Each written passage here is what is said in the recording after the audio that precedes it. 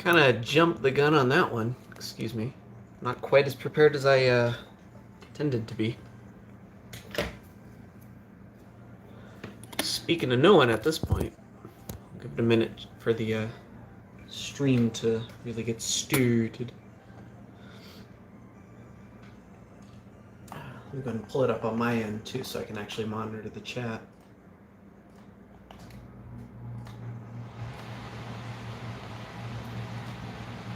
Stainless low quality mute.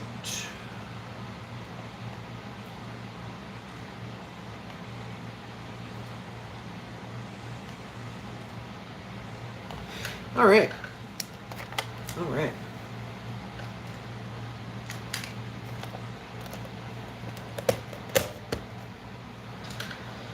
So, what I meant to do before getting started was put this back together.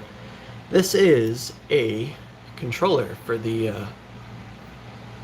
not quite for the Visteon Dockable Entertainment, but even though I haven't flipped it around yet, you'll probably notice it looks pretty similar to that controller. This is for the Sky TV or whatever the hell it was. Turns out these controllers work just fine on the Visteon, but there are a few little quirks, and just taking it apart to play with it. But it does work. I have pictures somewhere. I'll end up posting them to that BitBuilt thread that I have linked in the description. Turns out we need to put this in first.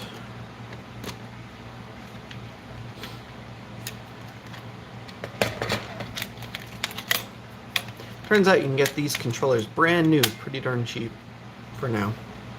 We'll see how long that lasts. But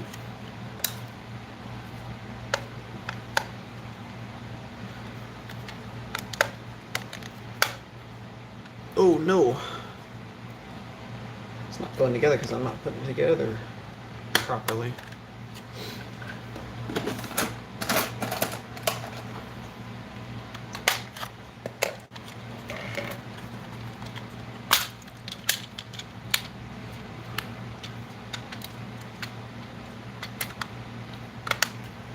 There we go. Gotta pay better attention to the battery terminals. So this controller, like I said, this works for the Sky TV. It was like a set-top box that they sold overseas, and then Visteon came along, and I don't know exactly what they did, but I'm guessing they bought the rights to this design or contracted Sky or something. But either way, this ended up being the Visteon controller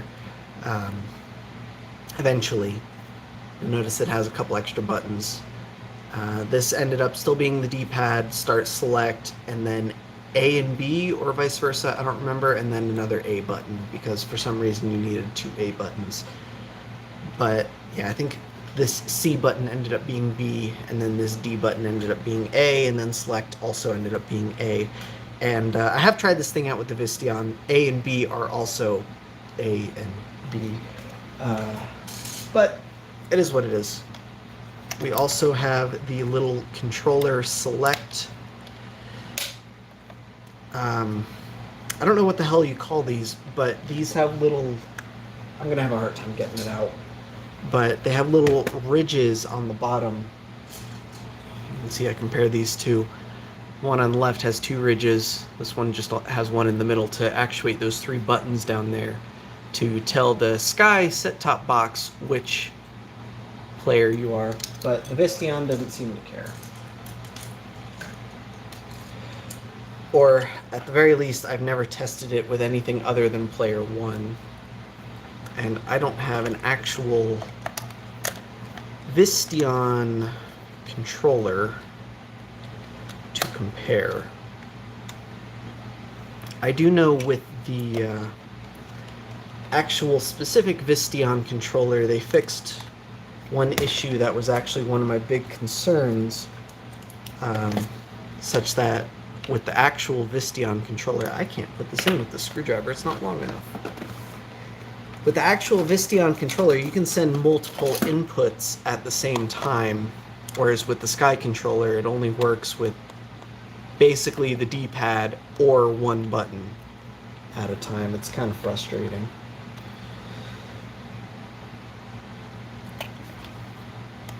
Let me go ahead and put it back together and we'll play with it. But nonetheless, I've got another idea. Since you can't really buy the Visteon controllers without buying either a whole system or spending hundreds of dollars, which is also approximately how much a whole system costs. Point being, if you don't buy a system that comes with a controller, it's not going to be easy to get a controller. So these are options. Just search Sky controller. Probably find it. And trust me, it feels heaps better than it looks, even though it looks like a pile of junk. But there you go.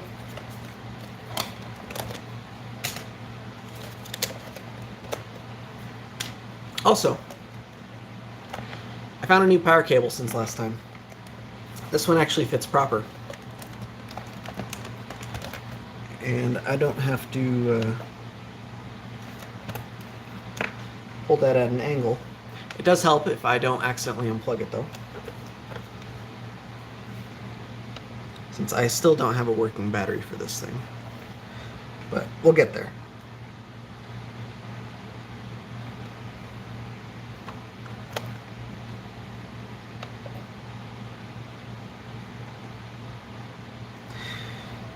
I'm going to lift this up and wrap it around so I stop accidentally unplugging it, because that was like 3 times in a row now. Alright. So we can go into the Game Boy.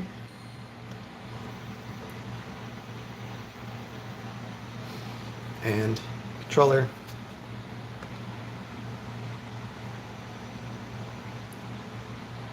You can hardly see it, but it does work, I promise. I think we want that one. Clean boot.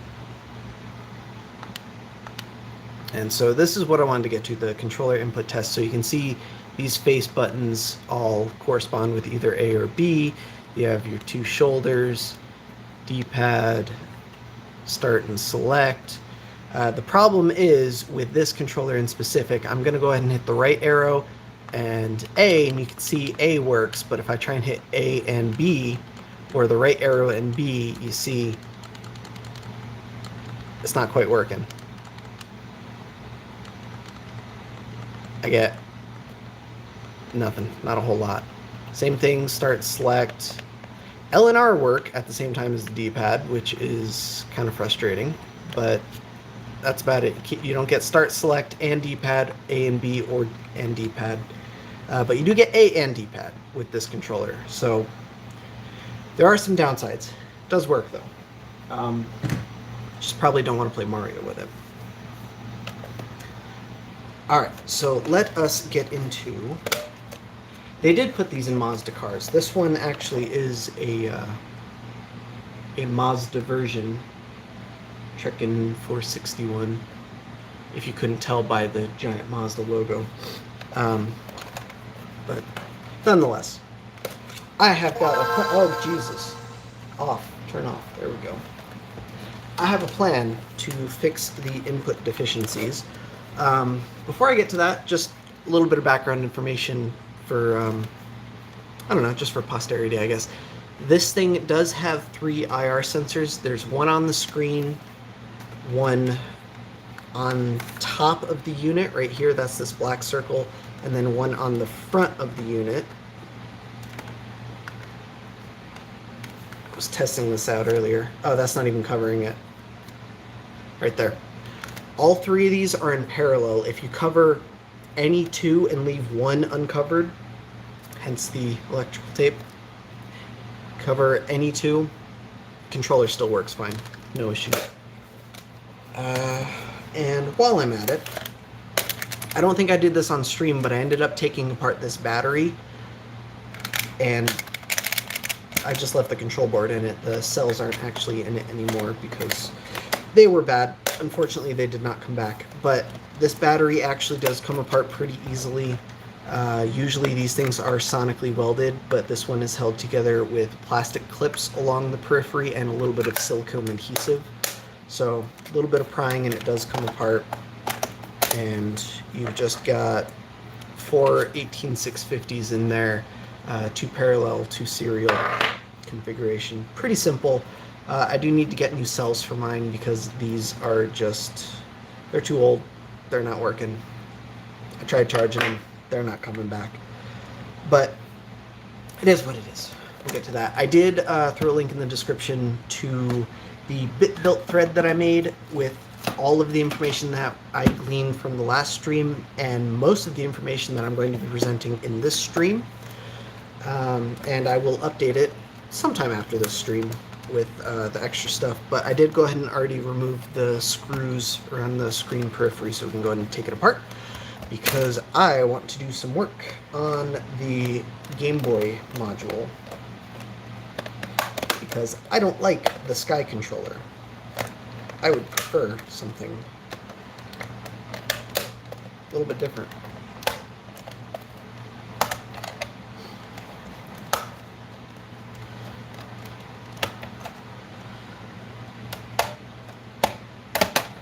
Alright. Just flip that up and we'll go and pull the Game Boy module out.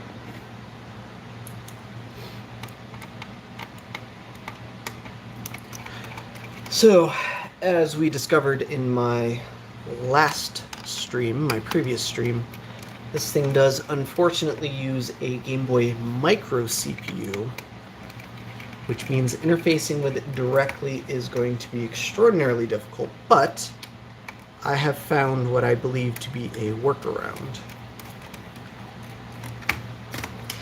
And that workaround is in the form of...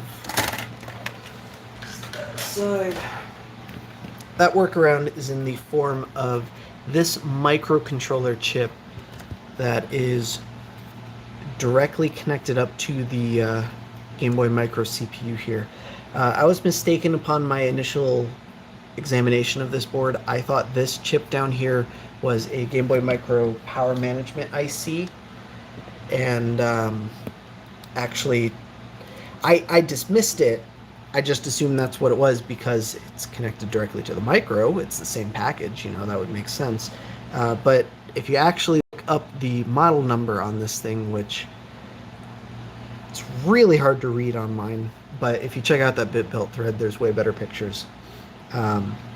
This is actually a microcontroller that is reading the IR information from the Visteon and converting that to button inputs, and that is hooking directly into this CPU. And I ended up reverse engineering it, hence this wire here. What I did, and I highly recommend never doing this, but I did manage to get it done. I soldered one end of this wire to ground, and then I was just poking these inputs one by one with the with that button input test ROM open, and from there I was able to reverse engineer the input for the Game Boy Micro CPU. Set up. We don't want this wire. We don't need it anymore. I just left it because it was easier to leave it. But what I want to do, I suppose I should go over that before getting started. I went ahead and made a custom PCB here with the inputs pinned out. And my intention is to solder this PCB directly to this microcontroller here, because this is hooked up to the outputs of the microcontroller, which is hooked up to the inputs on this BGA chip, which I can't get at the pins easily, so this is the next best thing. The alternative for button inputs would be to reverse engineer the protocol that this thing uses and then just feed controls to the microcontroller and then let that control the Game Boy Micro CPU. But Unfortunately, that is slightly beyond my skill level. The third alternative is to reverse engineer the protocol that the controller itself uses and just create another controller that can send the proper IR signals to the Visteon and then let everything occur naturally without having to solder additional hardware into this thing. But I don't want to say that that's beyond my abilities, because it isn't. I've already started reverse engineering the Sky controller that I have, but this just seems easier. Now, my PCB is a little bit funky because this is my first time ordering a PCB like this through Osh Park. This is my first time designing something like this. I just give it a little bit of extra pads, rather, that I figured I would just trim myself, and I've already got this board trimmed up and ready to install. I keep throwing this Jesus thing. There we go. Just had to trim that extra off. The last board that I ordered through Osh Park of this style, they decided that I didn't need copper on the ends, and they completely redesigned it for me in a manner that made it not work at all, and that was extraordinarily frustrating. Okay. On the other end of this module, we have a insideGadgets wireless TX cart and a custom insideGadgets wireless RX module. So the intention is for this module to wire into this board, and then I will use this cart to control the CPU through the radio waves. I don't know that it'll necessarily be better than the Sky controller, but at the very least I'll be able to hit B and left at the same time. So if I wanted to play Mario, I can. I probably won't, because let's be honest. But I like having the option. Alright. So I have no idea how well this is going to go. I suspect not very. But screw it, let's see what happens. What could possibly go wrong? I need tweezers, that much I know.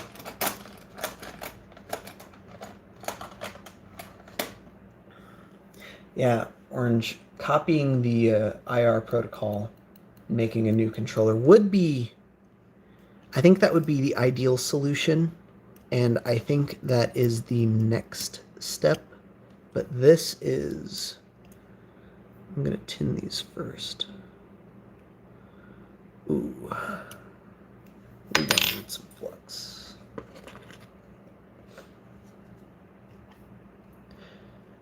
I think a custom controller is the ideal solution, but it's more difficult than something like this. So, while I'm not opposed to that, I think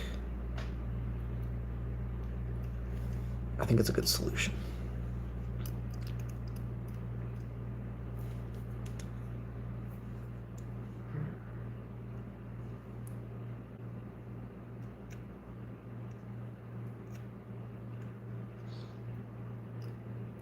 Another problem is I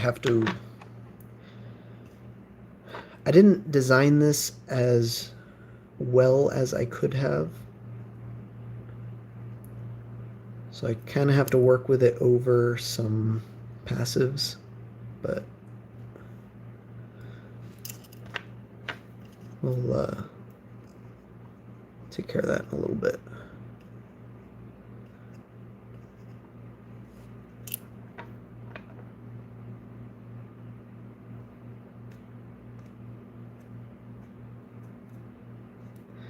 Just get the solder on there and worry about fixing it later.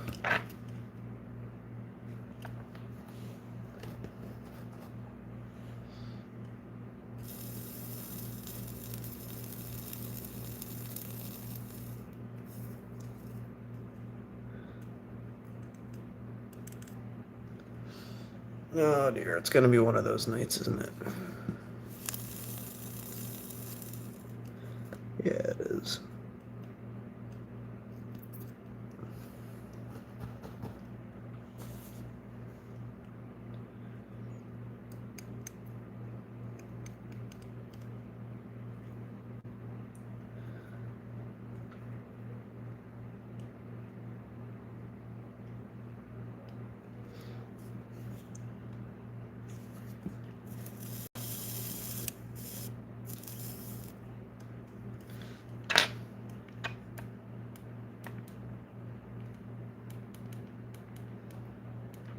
I think we need a little bit more heat.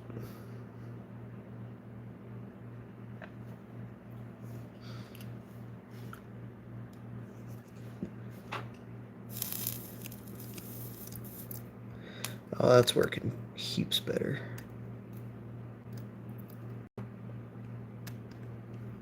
Still have a humongous short. And I think we need a little bit of wick for that.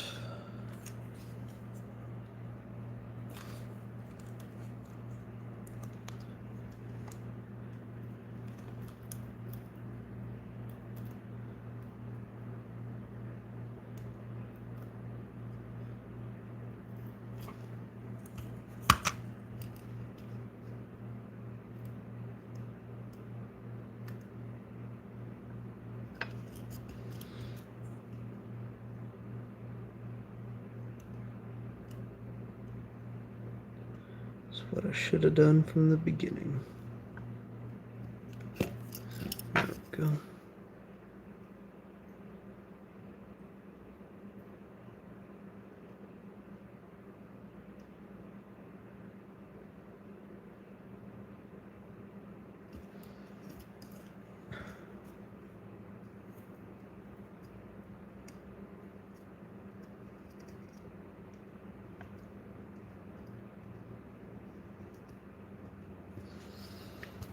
Oh, sorry.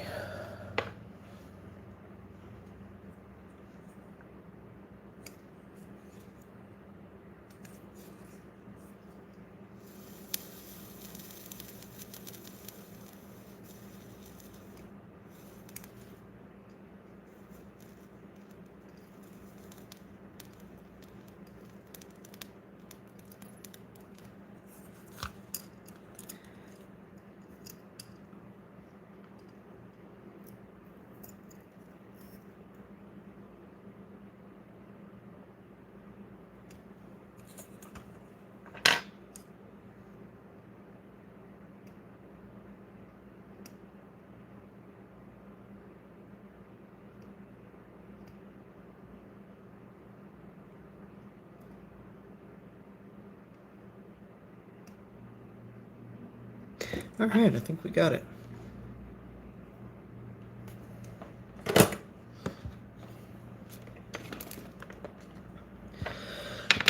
Whew. Let us do a quick examination under the microscope. And I'm going to apologize. You probably won't be able to see this very well, if at all. But let's take my word for it. Okay, so I don't see any shorts, but I do see some... Oh, just kidding, I do see a short. So I've got the top soldered. The side top pin is soldered, the bottom two are not, and then on the bottom they're just shorted to each other. So, let's try that again.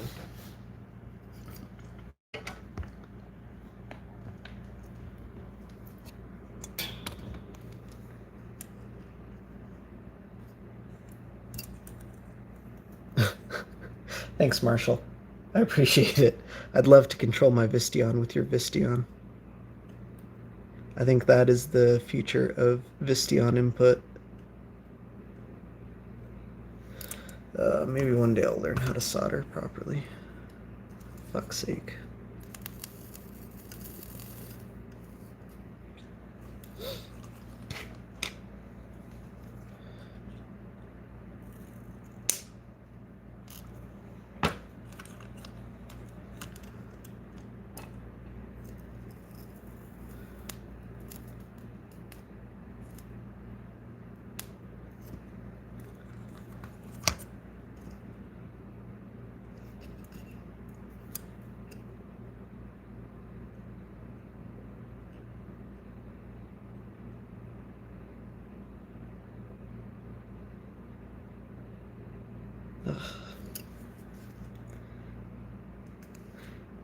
see that short without the microscope? Come on.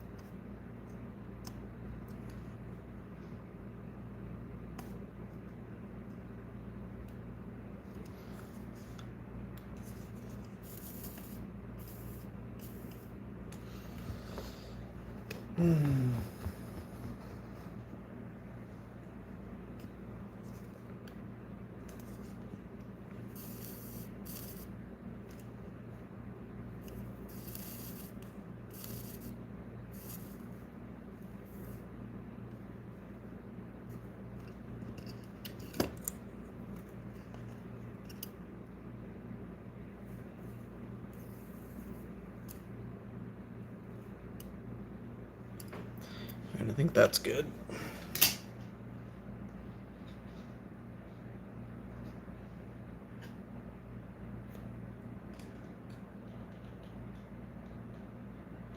Nope, still shorting.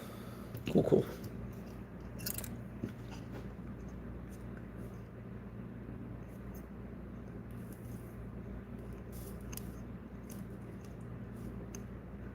It's amazing how I used to do soldering like this without a friggin' microscope. I mean, I guess I still am doing the soldering without a microscope, but at least I'm checking it on the microscope.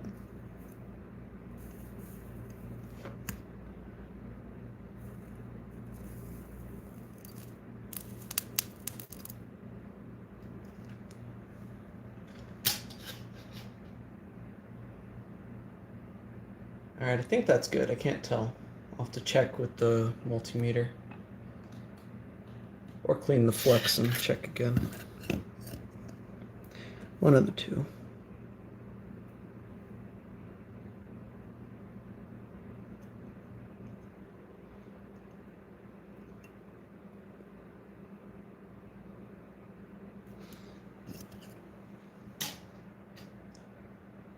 Ooh, that's not good.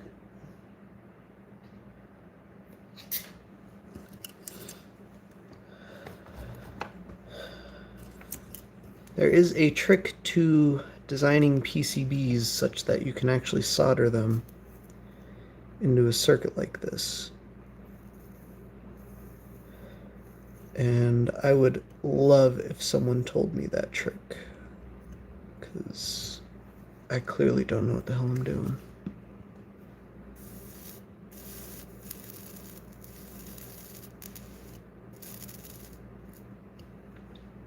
Come on, what the hell are you doing? I hate this. It went into power save mode. So it wasn't actually melting the solder. I gotta figure out what setting is doing that so it doesn't do that anymore.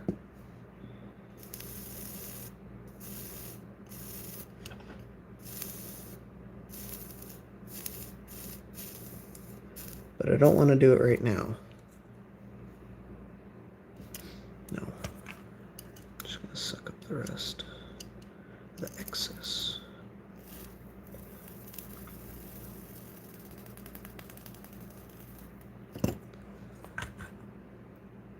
Oh, shit, that looks good. That's connected. That may or may not be connected. I can't tell. But it's not connected.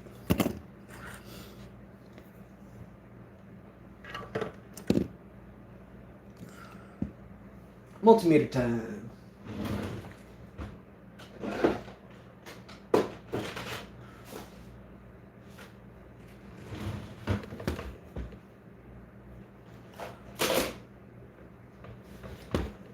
I kind of forgot that I might want this, so I didn't get it ready ahead of time.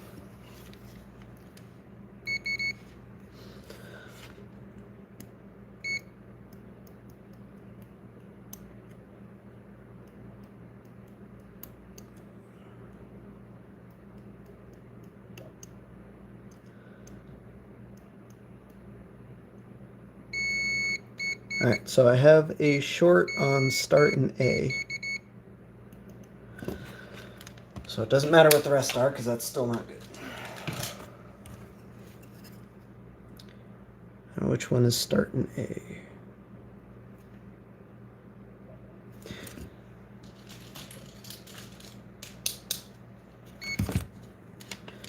Is it these two? Yeah. Well, actually, I don't know if it's those two. Those two are shipping, so.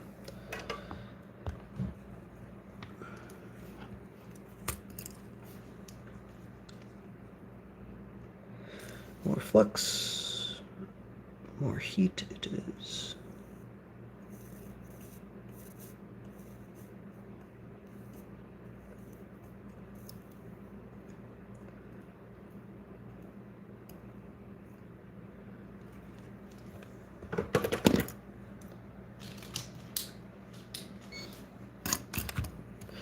Yeah, the answer is clearly more flux.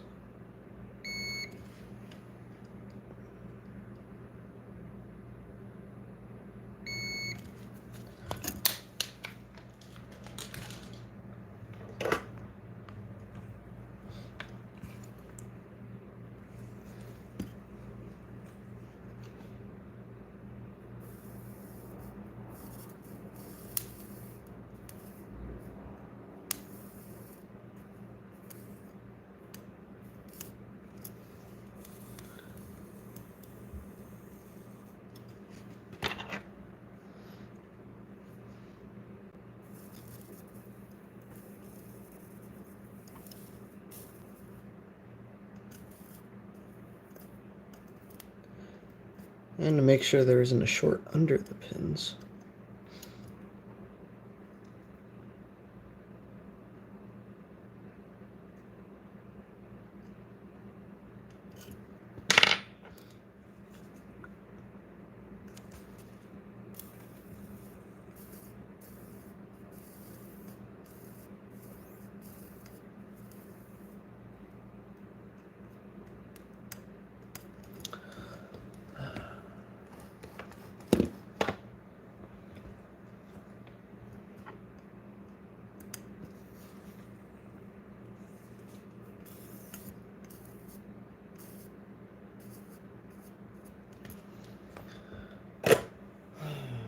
Let's try again.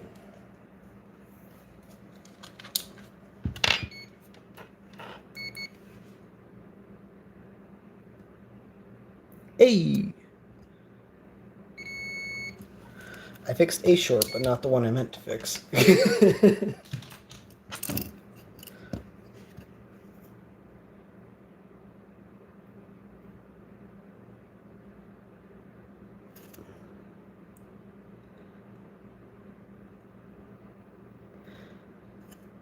I don't know where my short is. Let me pull up my bit belt thread. Wait, a short on start and A is actually terribly bad. Those aren't anywhere near each other.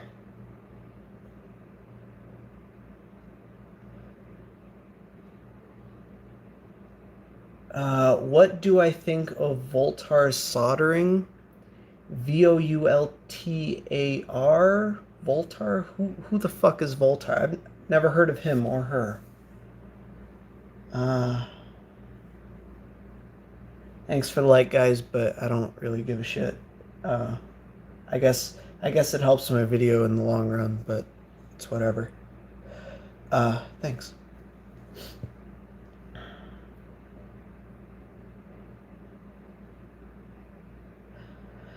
Yeah, I don't know. Put it under the microscope again.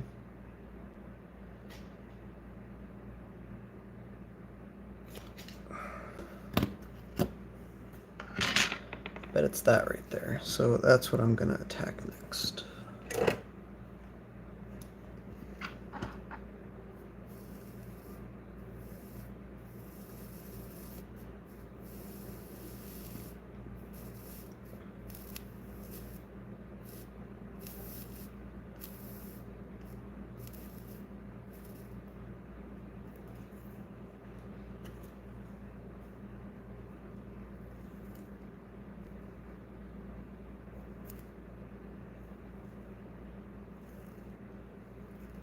No, no.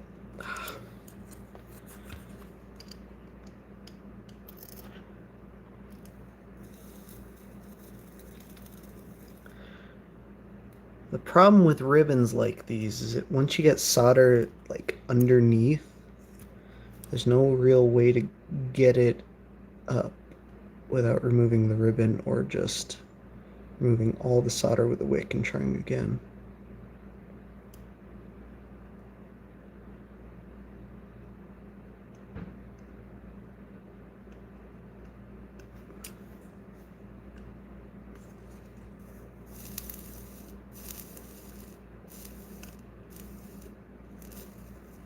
And I need to be especially careful because there are voltage lines into this microcontroller that run right next to the button inputs. I fucked it up again.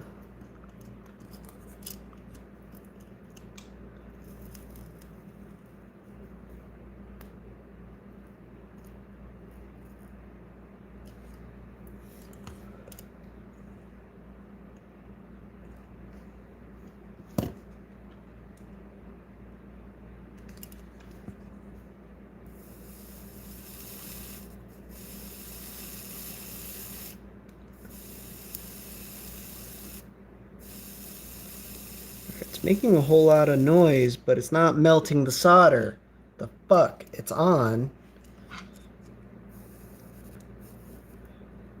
Watch as old man struggles with technology.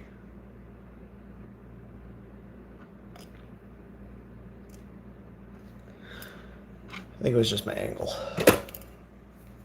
I'm gonna blame the tool still though, because otherwise it's my fault, and I don't like that.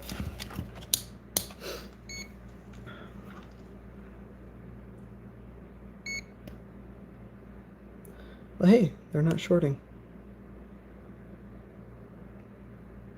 Might not be connected, but they're not shorting on each other. So that's nice.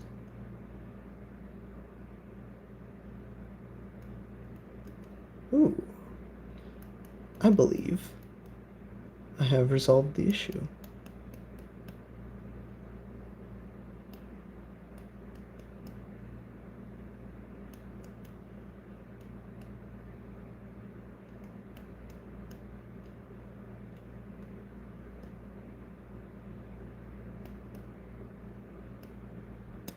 No more shorts. Excellent. Oh God, that's not supposed to go that far.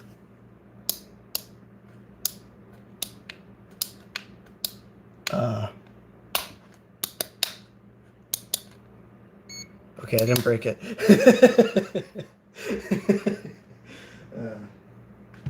That was awkward. Okay. Okay. Okay.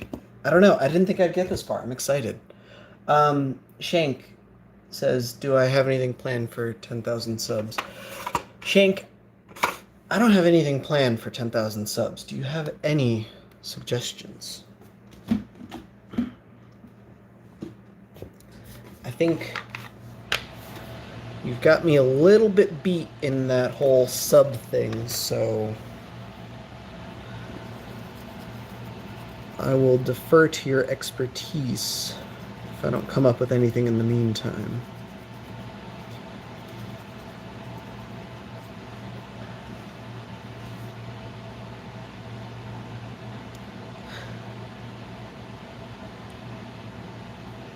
There we go. It's not the prettiest, but it should get the job done. I messed up trimming that very last one, but I think we're going to be okay. Looks to be soldered anyway. Have I tried overclocking a DS Lite? I have not tried overclocking a DS Lite. I don't much care for DS stuff. I mean, it's cool, but I don't know. Game Boy is where it's at. I'm thinking.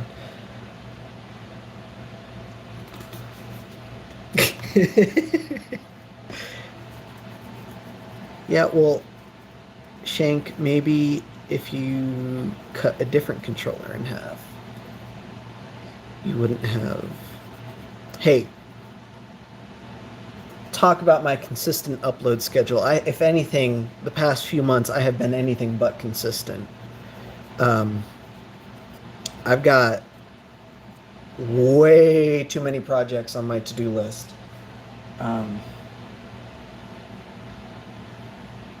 Spoiler alert.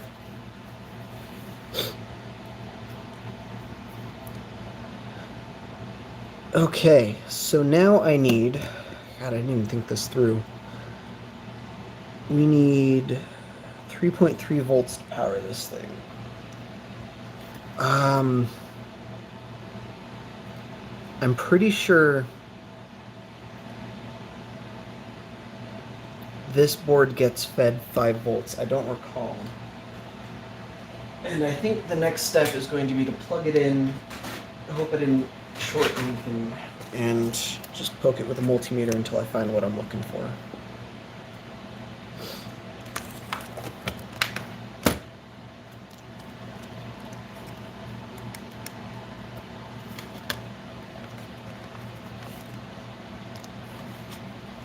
Oh, that's going to be annoying. Oh, solution.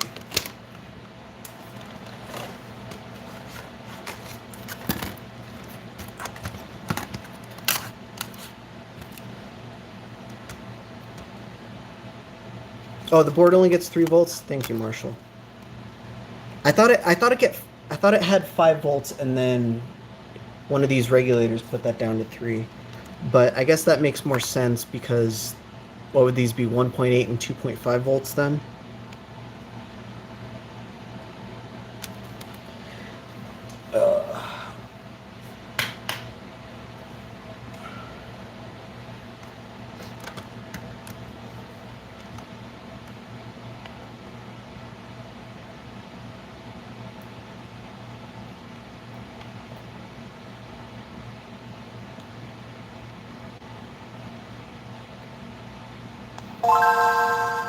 Good news. Still works. Where's my multimeter? Oh, 1.8 and 1.5. I didn't know the micro used 1.5 either. Neat.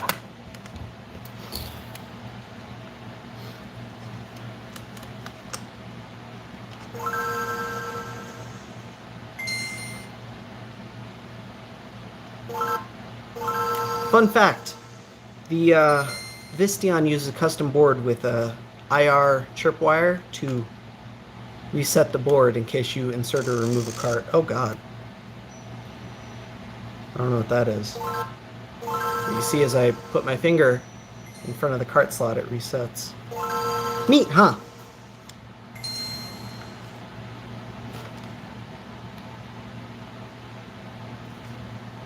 Oh, should probably probe the positive side, huh?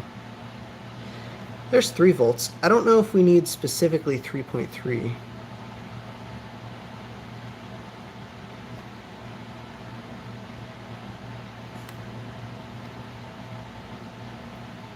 Oh, we could straight up just pull it right off the cart bus.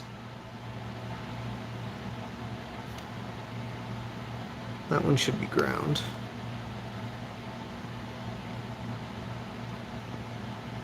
Yeah, so it should be this thing. I don't know why my multimeter's reading what it is.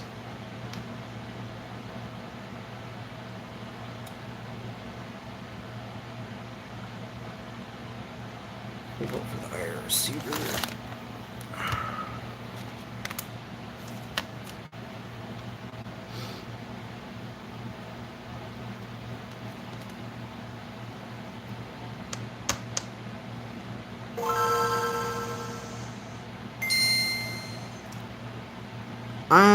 Oh, there it goes.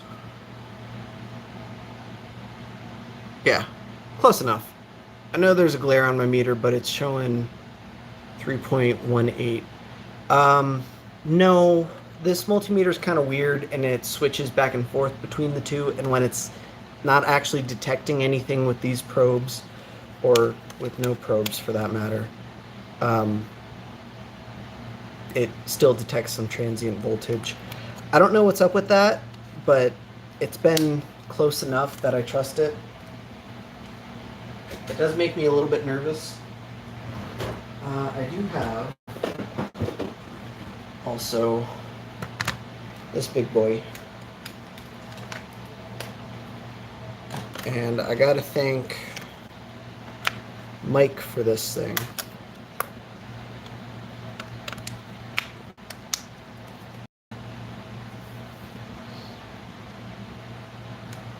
But it does basically the same thing.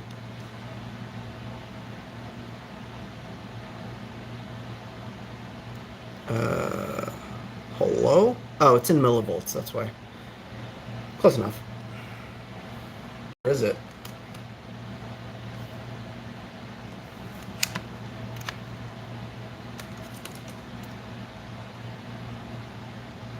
Oh, there we go. It helps if you have the probes plugged into the correct ports, huh? Yeah, there we go. I am going to make an executive decision that even though the board says it needs 3.3 volts, I'm thinking 3.1 is going to be close enough.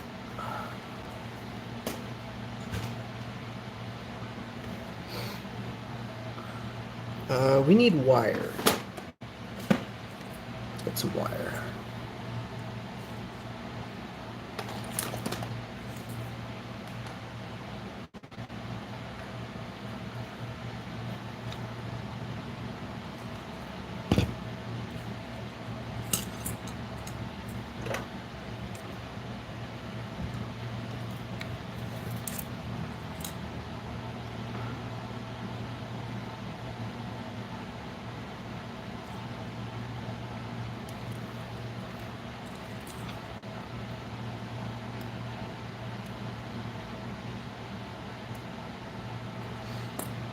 God, that looks like garbage.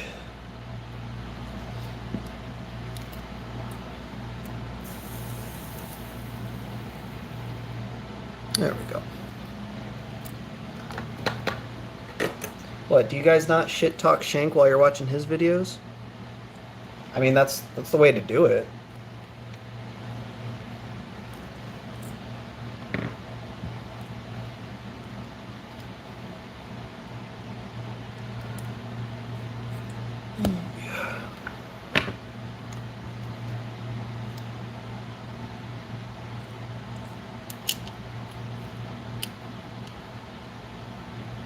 I don't really know where to put this thing. Theoretically, I should just hang it off the board entirely because, you know, wireless RF. In which case, I should have made that wire quite a bit longer.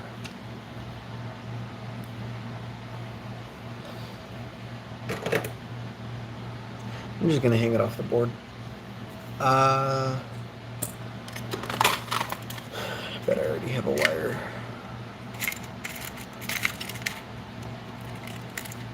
No, I'll cut more wire. It's fine.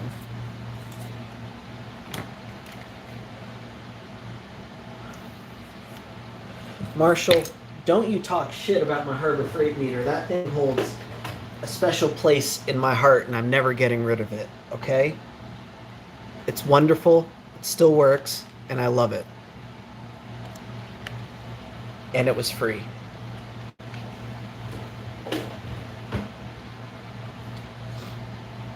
Alright, let's try that again.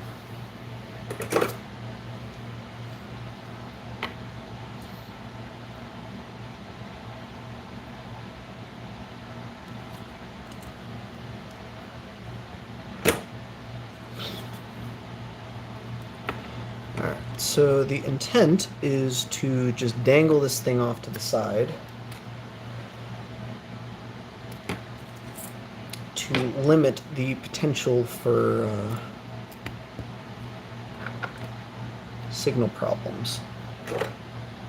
Not that I think we'll have any, but I'd play it safe than sorry. Which one of those is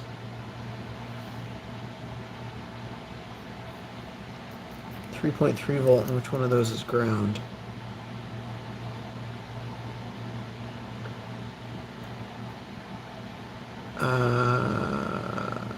Let's find out.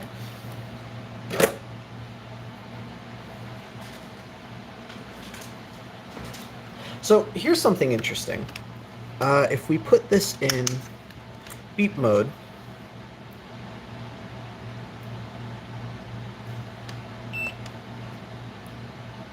no? There we go. Notice there's a slight delay. You'd think the more expensive meter wouldn't have a delay on it. Whereas if we take trusty UT123, put it in beep mode, beeps right away. I don't know what's up with that. Alright.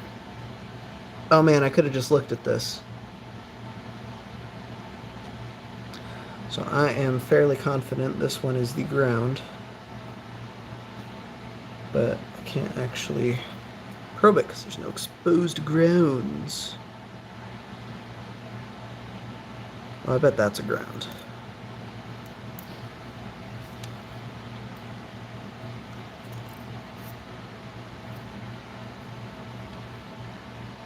Yep, cool. Alright, so my first guess was right, but I'm glad I checked it.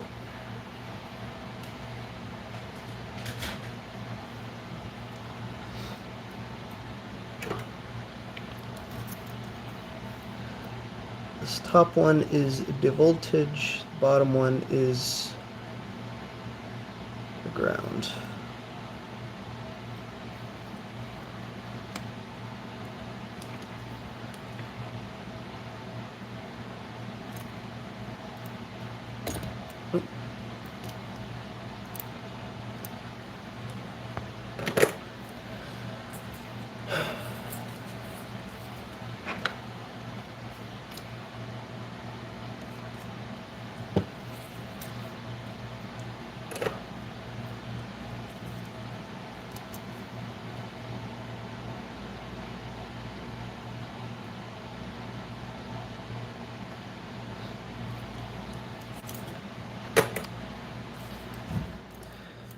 I'm just going to run that right up to that and use that instead.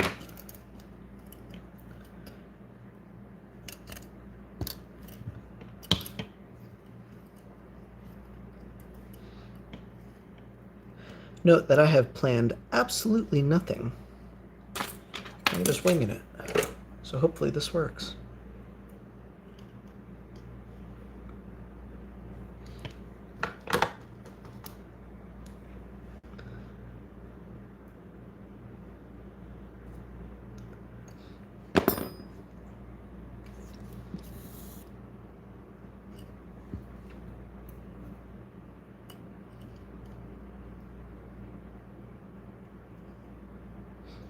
There we go.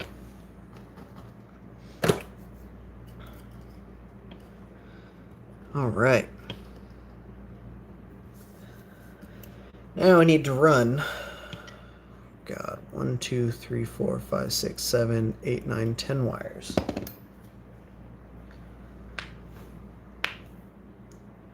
And I'm thinking, if I still have it somewhere. Ooh, I do.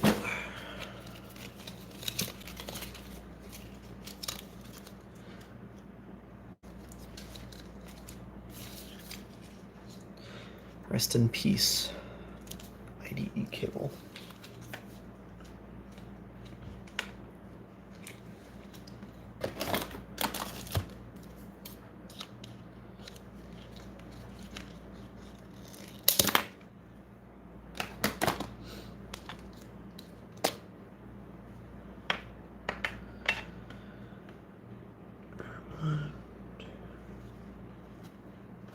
Actually, you know what? Stripping this wire is kind of difficult. I already sacrificed this thing for something else in the past. It's not like it's a great loss. Notice there's only two. Notice there was only 2 connectors on it.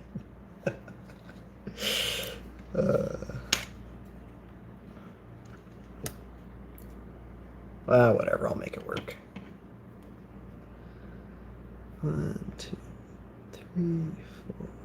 Let me use flush cutters. 1, 2, 3, 4, 5, 6, 7, 8, 9, 10. That looks like 10.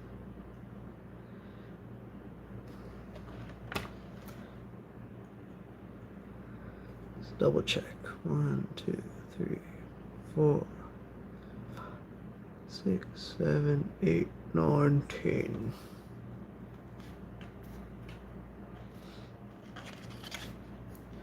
That is plenty.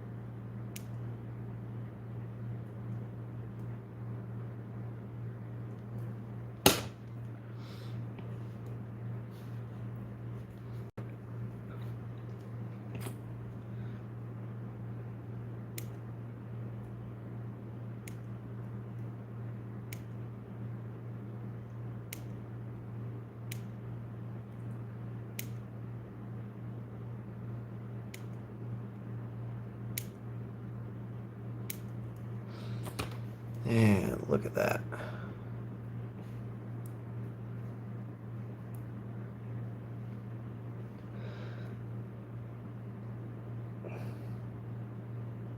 The Visteon, there was one on eBay for $400. Look, this thing is cool as a collector's item and just about nothing more. It sucks for what it is. It is not worth the price it's going for. If what you want is an antiquated DVD player from 2005 that has this cool gimmick where it sometimes sort of kind of plays Game Boy Advance games, then, you know, I guess go for it, but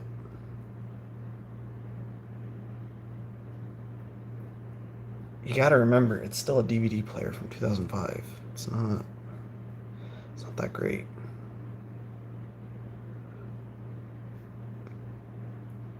Like, I make it look cool because I just get excited about anything, but it's not it's not worth $400. I overpaid, I think, for mine.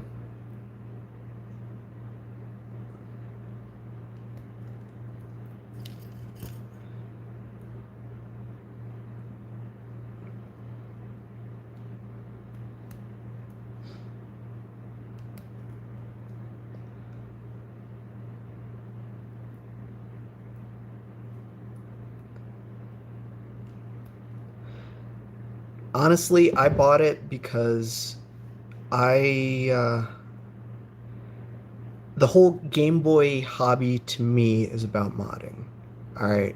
I will be perfectly honest that I do not play Game Boy games, not nearly as much as you might think I do. I used to play all the time. And don't get me wrong, I'd love to be able to play as much as I used to. I just don't. The hobby to me at this point is modding. And I saw an opportunity to do some mods that no one has done before. And that's all the Visteon is to me. This isn't like the ultimate way to play Game Boy. This is a really shit way to play Game Boy. It's just a really cool mod. Let me untangle this freaking thing.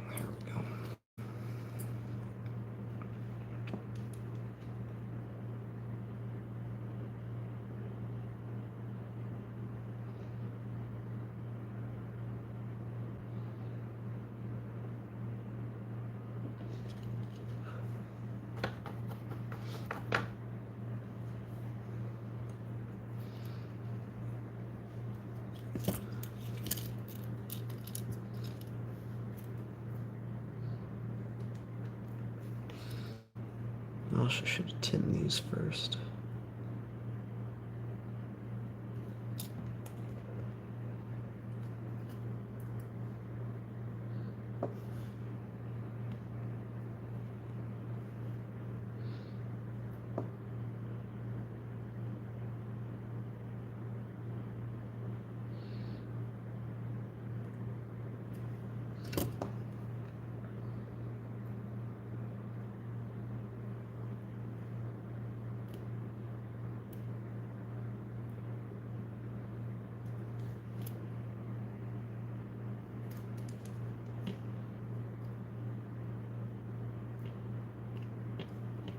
Jeez.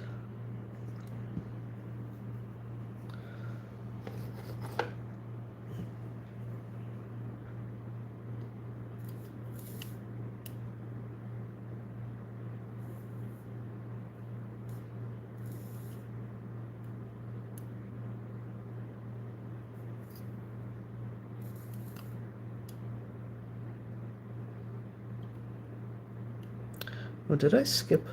I think I skipped one. Yeah, I skipped one.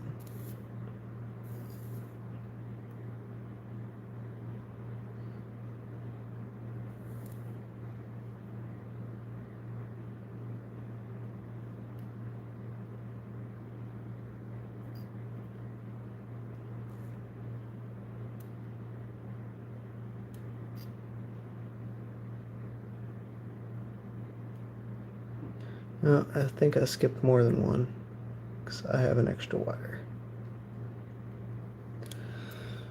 Oh god, what did I mess up this time? Oh, right at the beginning. Shit.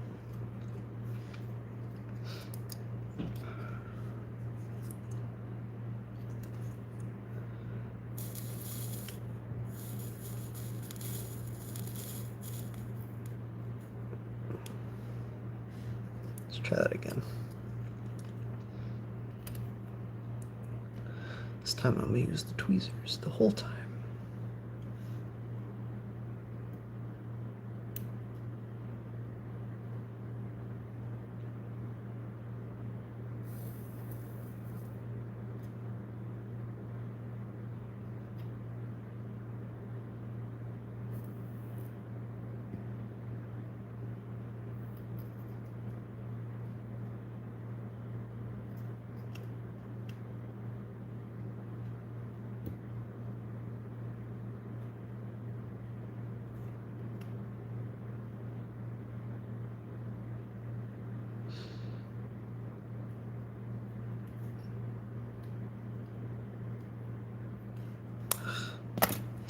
I am having the hardest time with this.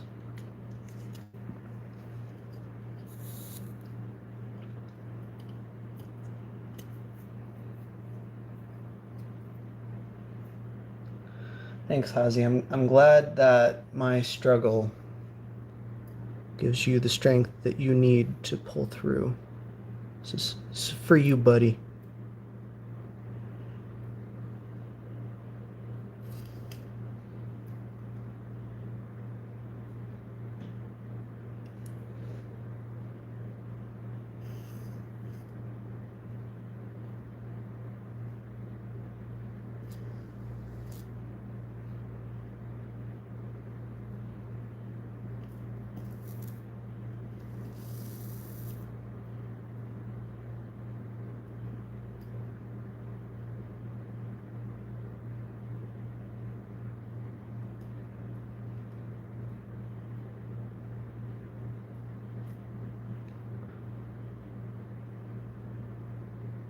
All right, now I messed up the opposite way because there's not enough wires. What the fudge?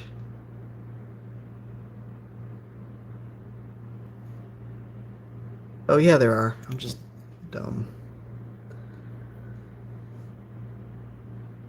We're good.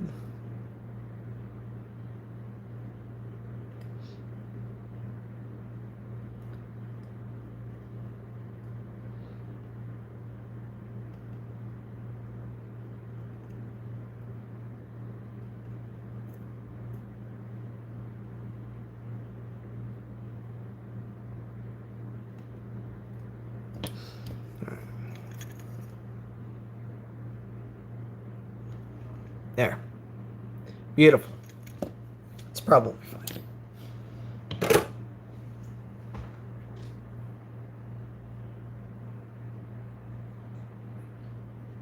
All right. So now I can fold this.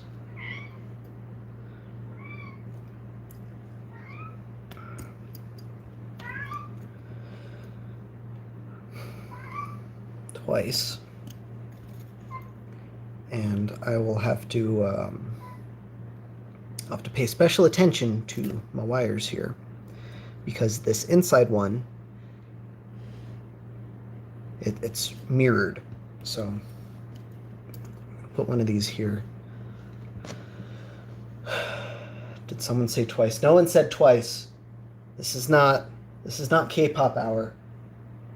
That is the after party. It is not the after. Oh, I should have stripped this first. God damn it.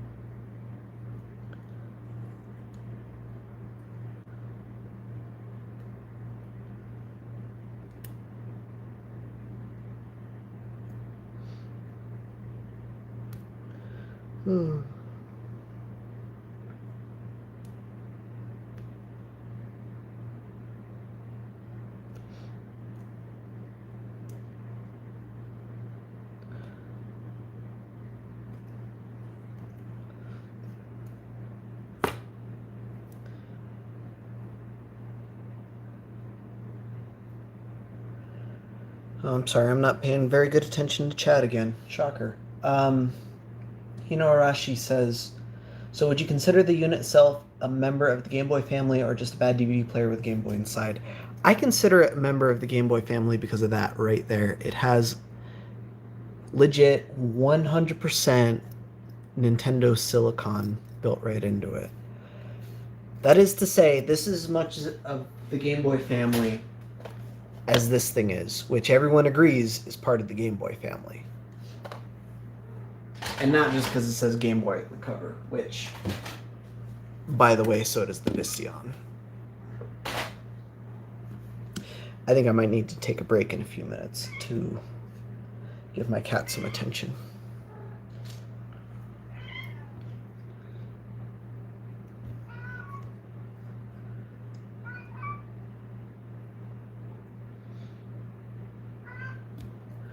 Also, note to those trying to follow along at home, which I don't know why you would, this is a god-awful plan.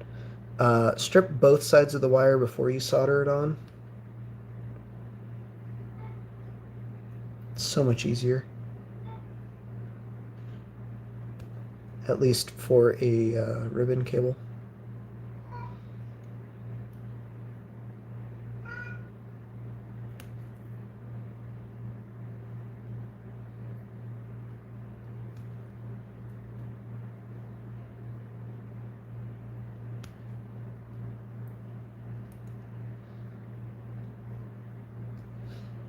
Cool. Cool, cool, cool. There.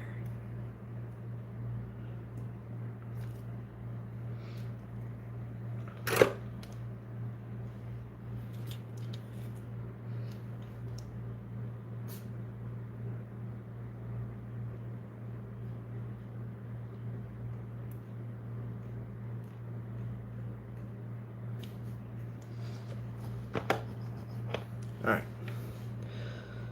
So, here be the way it do. I have the pins from left to right. They are labeled something that looks like up, down, left, right, start, select, A, B, L trigger, and R trigger. The letters aren't exactly above the specific pin because I couldn't fit them all the way to the end. But that's the order. So the leftmost, the insidemost, that is R. So this pin on the outside is going to be R, as in the R button, not the right button, which appears to go. Oh, this is going to be interesting, to say the least.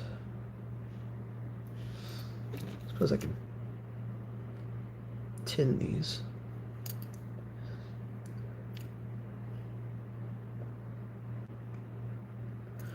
R. This will be L.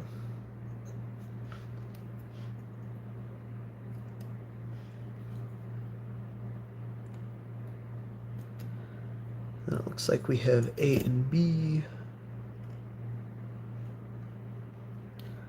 Thankfully, Alex followed approximately the same layout I did, which is convenient. Yeah. B is the outside one, A is the inside one.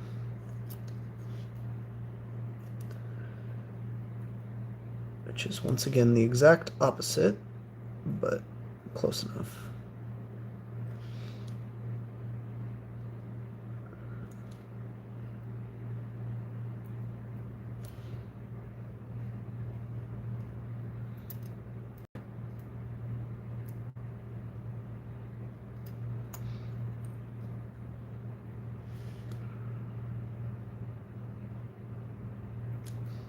There's A.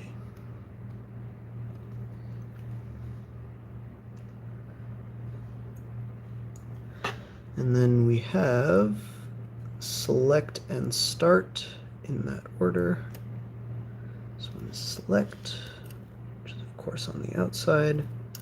Start on the inside. Okay.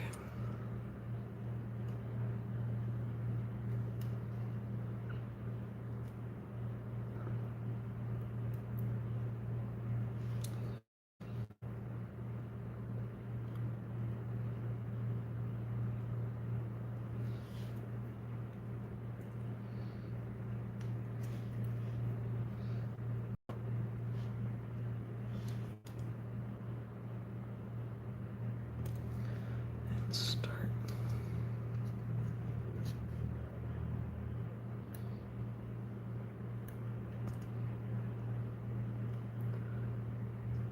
And when all this is said and done, I'll probably fold it around. Just make it cleaner. And then we have up, down, left, right. So right is the last.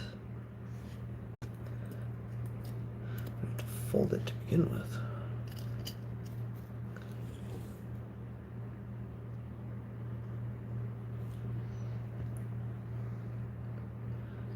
Right.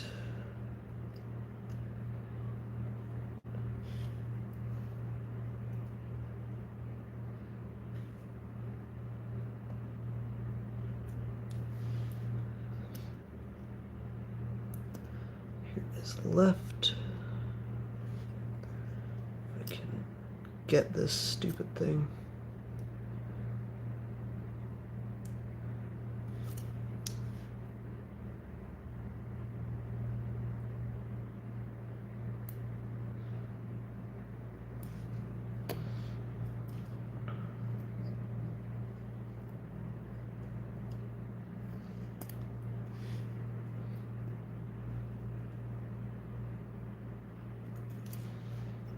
Down and then up.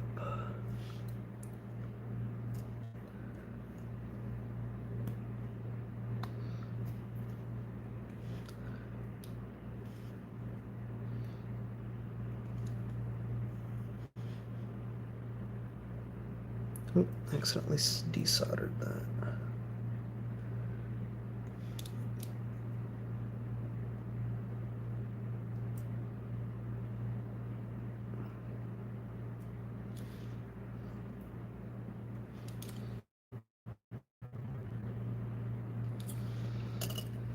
Then the last one up. Almost there. So unbelievably close. Okay. Up.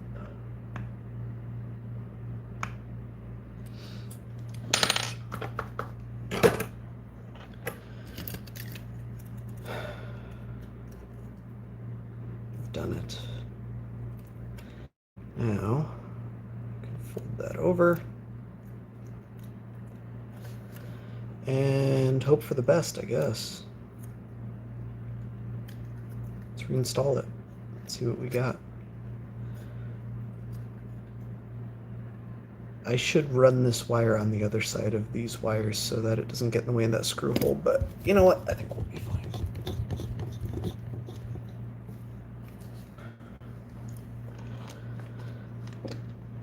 Also, in some kind of miracle, my cat has apparently learned patience.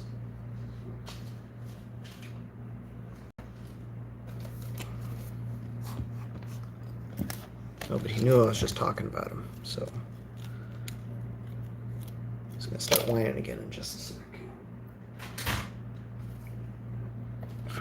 Which means I'll have to wrap this up.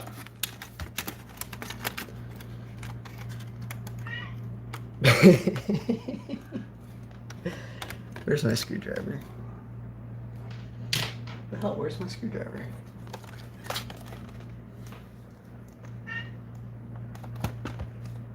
I haven't gone anywhere. How did I lose my screwdriver? Alright, whatever.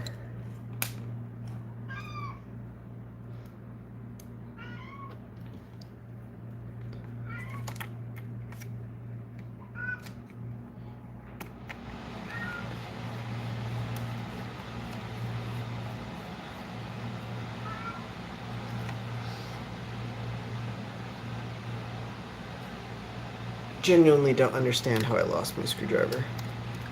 This happens to me all the time. You'd think I'd figure this shit out by now.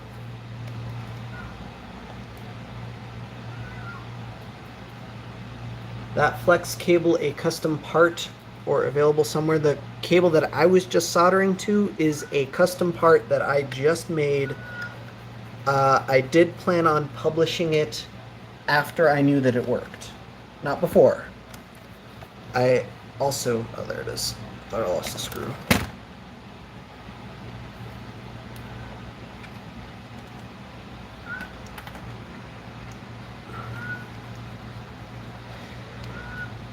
I try not to publish things that I haven't tested yet if I actually intend on testing them.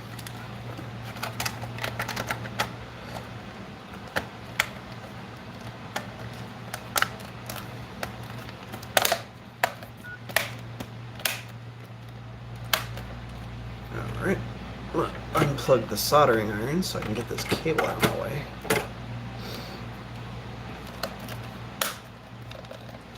And let us try it out. But first, I need... Oh, I found my screwdriver! It was on the floor. That's why I couldn't find it.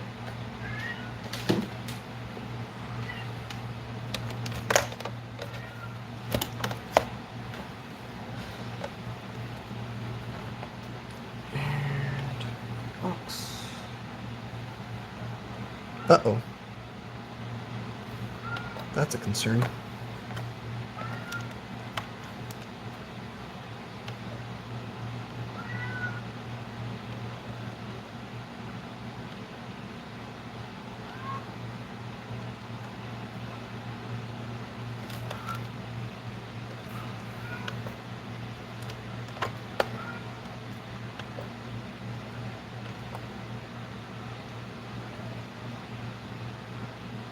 Alright, I have broken something.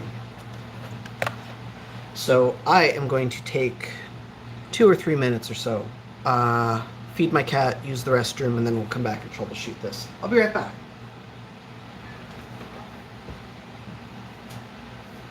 Yeah, I bet you want some food. Shit.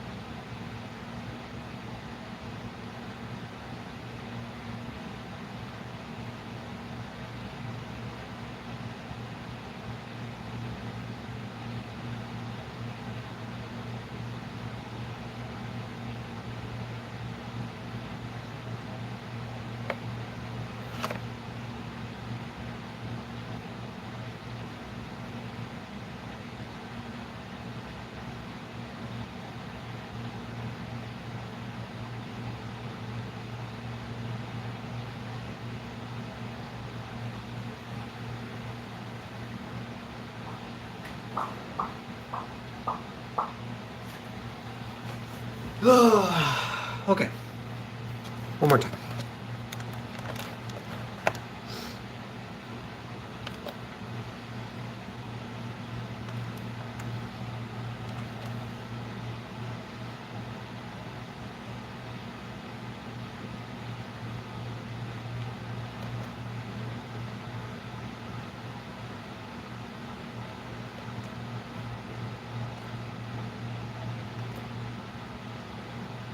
All right.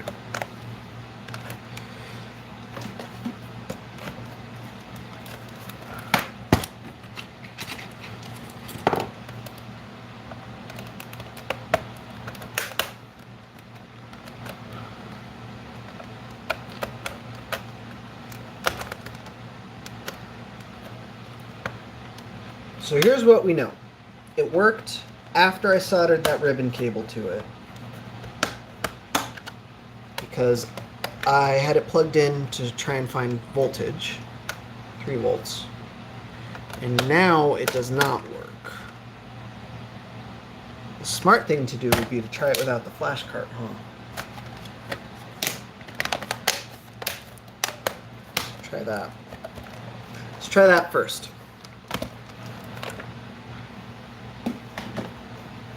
Could be too much load on the system, or something to that sort.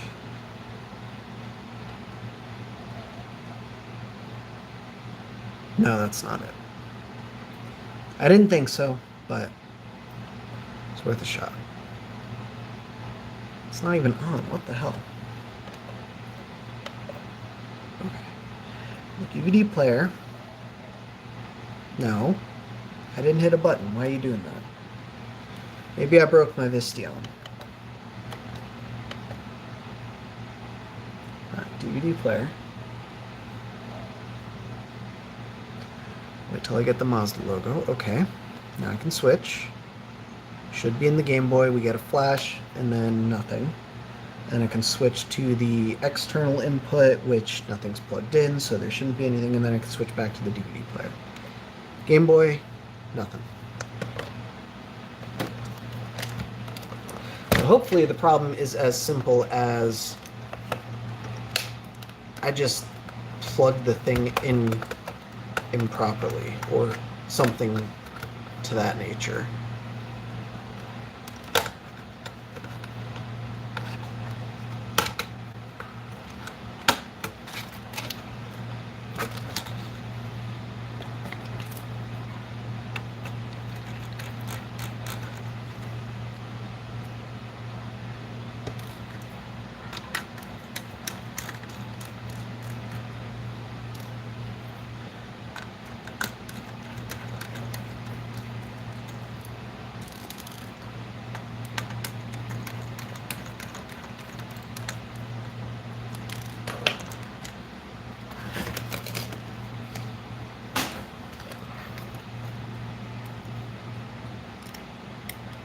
So, this is what I was afraid of, but it's for naught because this cable is not reversible.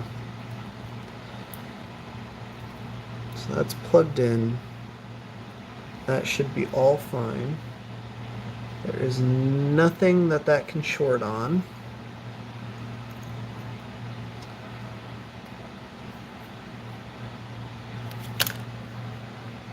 Where's my multimeter?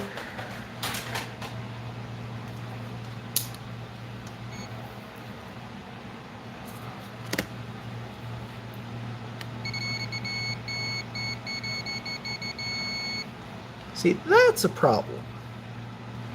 There shouldn't be a short to ground.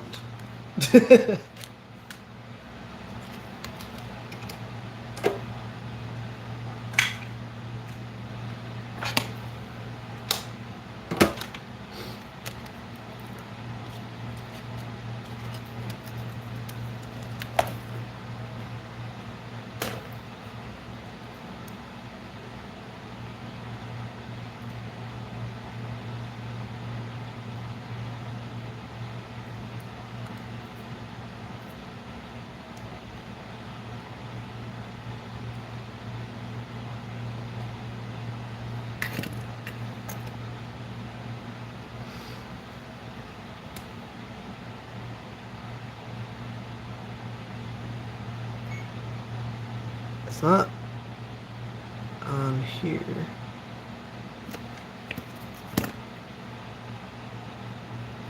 Oh, but now that it's not plugged in, there's no short. Uh-oh.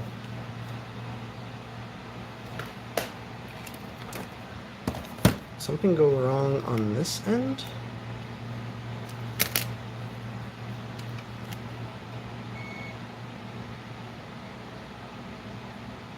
Excuse me, what?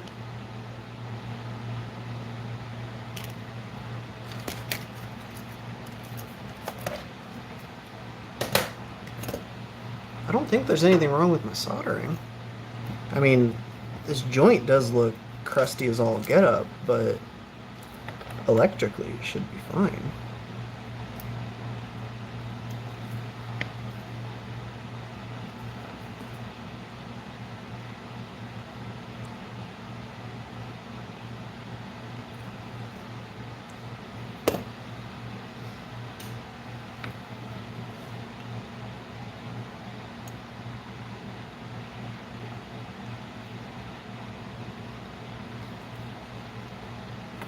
Oh, you know what, while I have that off,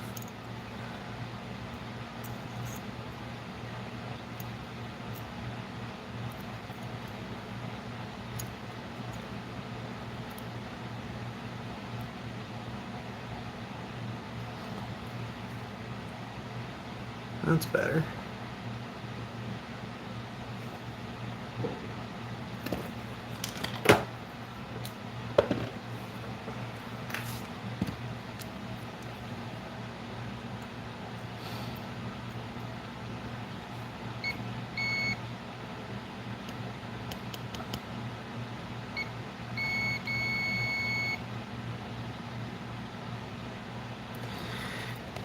Yeah, I got nothing. I have no idea.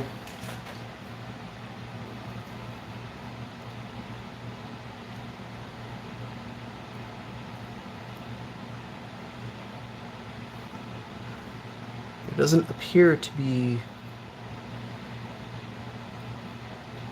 any issues. Like, these could be shorting together on each other, but that shouldn't be a problem. They're nowhere near any of the power. Fold them out of the way even further. Let's try it again. I ain't going out that easily.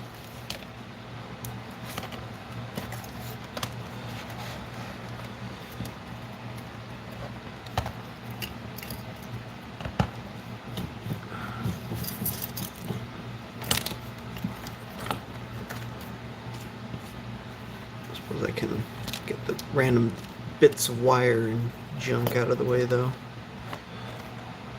Alright.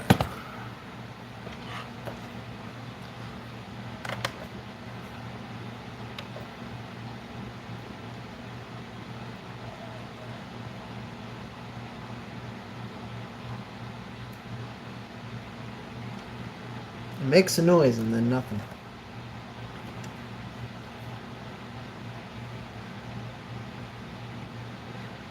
Yeah, that was going to be my next step, Ozzy.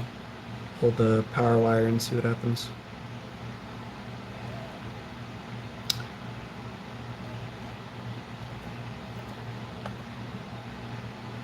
Just want to double check that.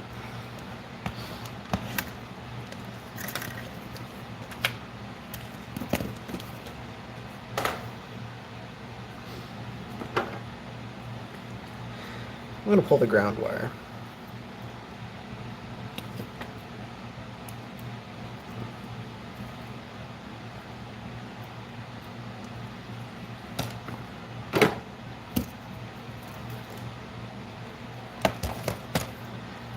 If that doesn't work, the next step is to start undoing things until I find out what does work. And that I'm not looking forward to. You know what? This would be a lot easier if I didn't have the battery on here. Battery that isn't even a battery. Okay.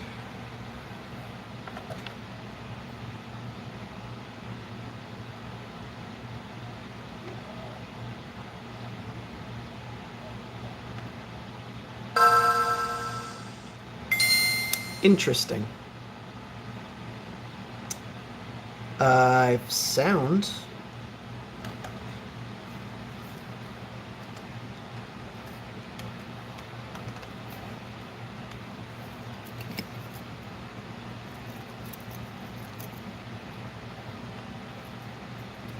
I think my problem is in this connector.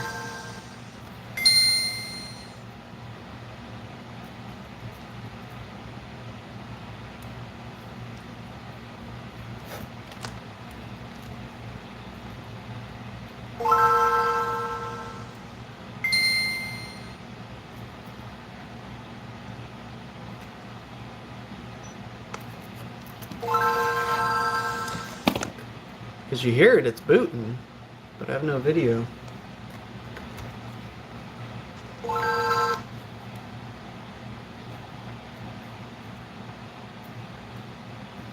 Oh my.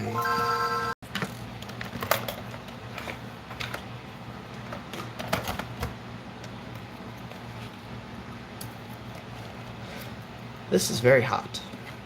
I did something very wrong.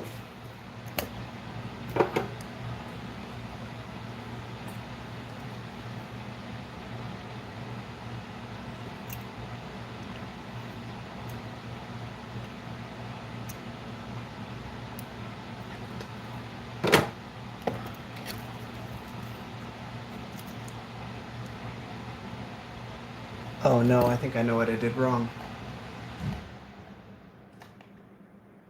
Oh no, that's not it. Just kidding.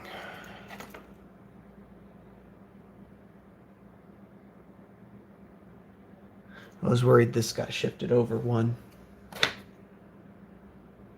But that is correct there. That is correct there.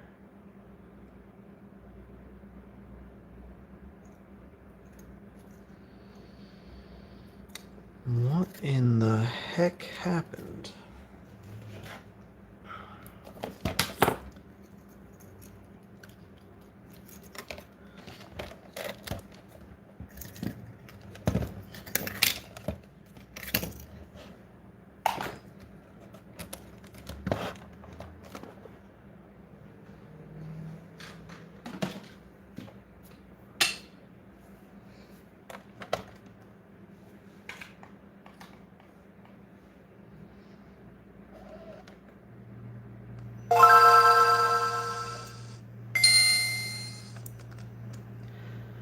I think it's a combo issue.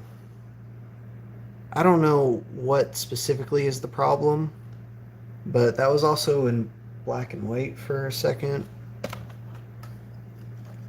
That ain't right. And normally you're not supposed to hot plug these things, but the Visteon is special. And it is still working.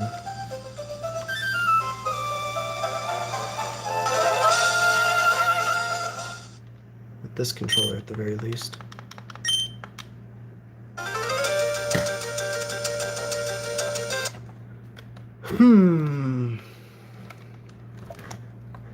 I'm thinking.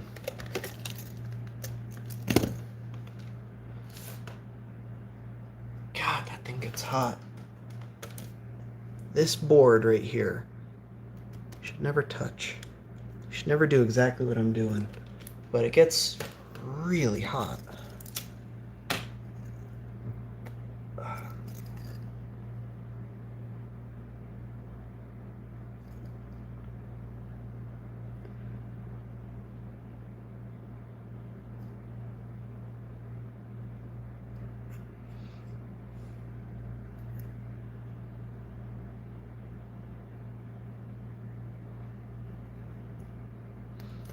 I may have to talk to Alex about this. Double check that I didn't totally screw up the wiring.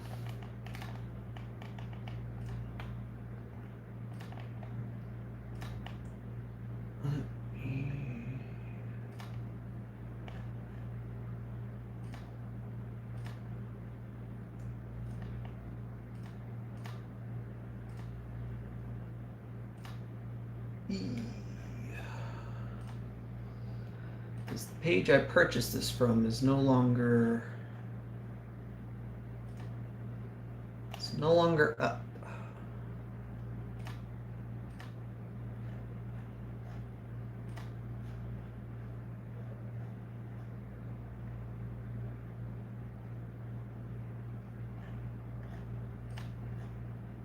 Give a quick scroll through Discord. Hang on one sec, guys.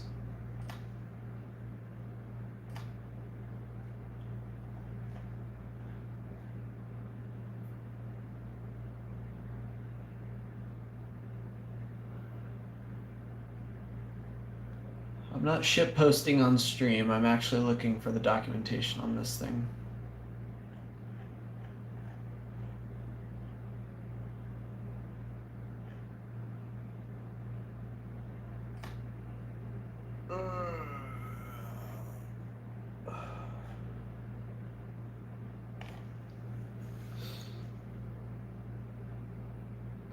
Supposed to be 3.3 volts.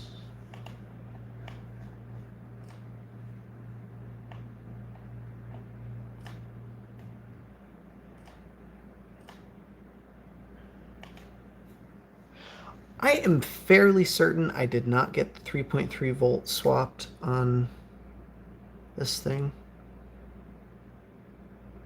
That would be a hell of a thing to fuck up, but I'm not going to put it past myself.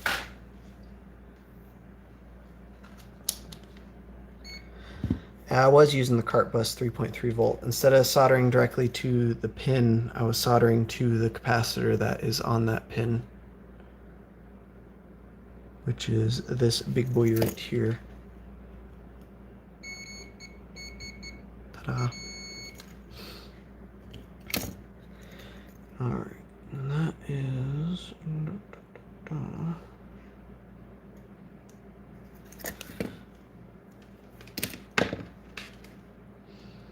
I'm fairly certain this bottom pin is for power ground. But I thought the other pin was... Who knows? I may have gotten those mixed up.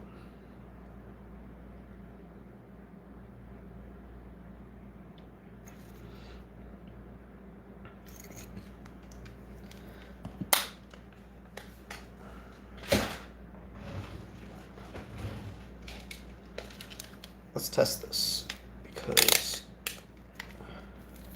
unfortunately my other meter doesn't have a diode mode. So diode still works, but that's not the important part. The important part is that's ground, which means I got those wires backwards. Oh, and there is Alex to confirm it. Right on time. Ground is top, yep.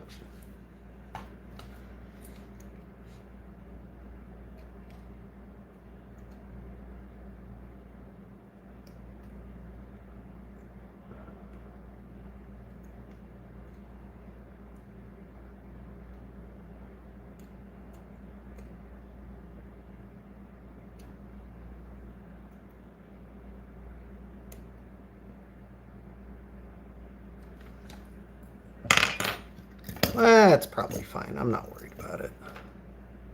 I didn't kill the Game Boy board yet. And worst case scenario, I bought 2 of these things for a reason. Oh my goodness.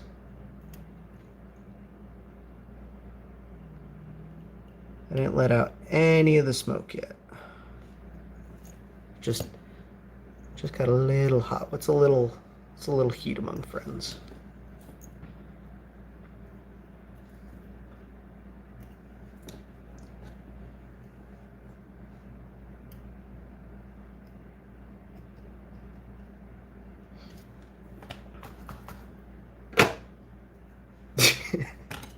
Hey, in my defense, hang on. In my defense, I didn't read any of the documentation. Also, we have 2 pads right there, and they're both labeled 3.3 volt. I took a guess and I thought I had it right, but I had the probes backwards.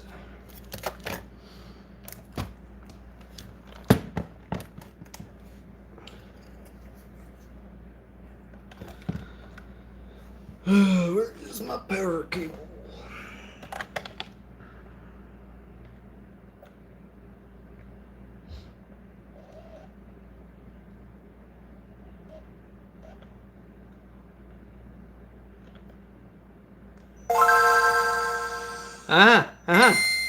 And it's not getting hot.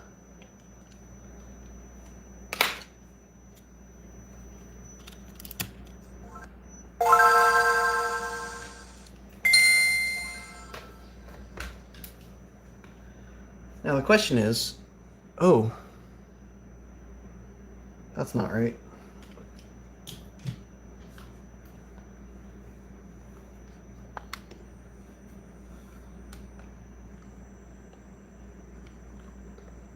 I'm using this, by the way.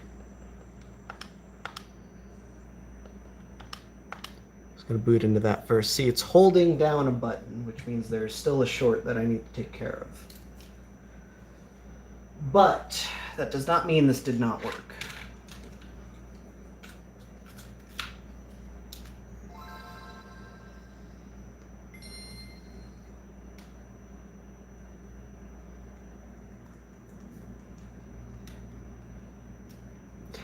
But I also have no idea how these are supposed to connect, because I read none of the documentation. Why would I prepare ahead of time? Don't be ridiculous.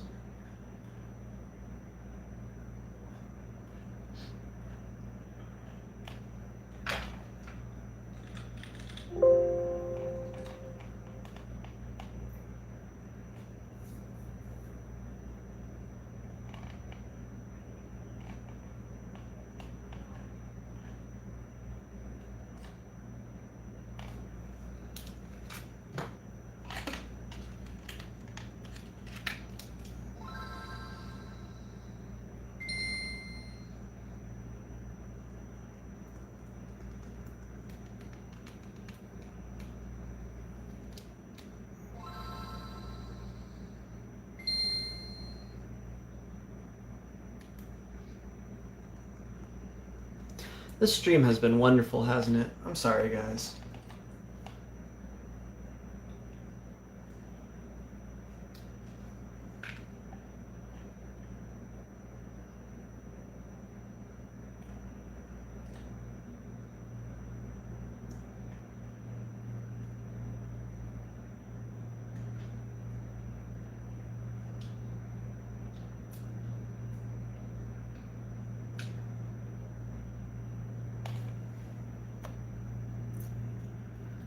Nothing is warm, so that's always a positive.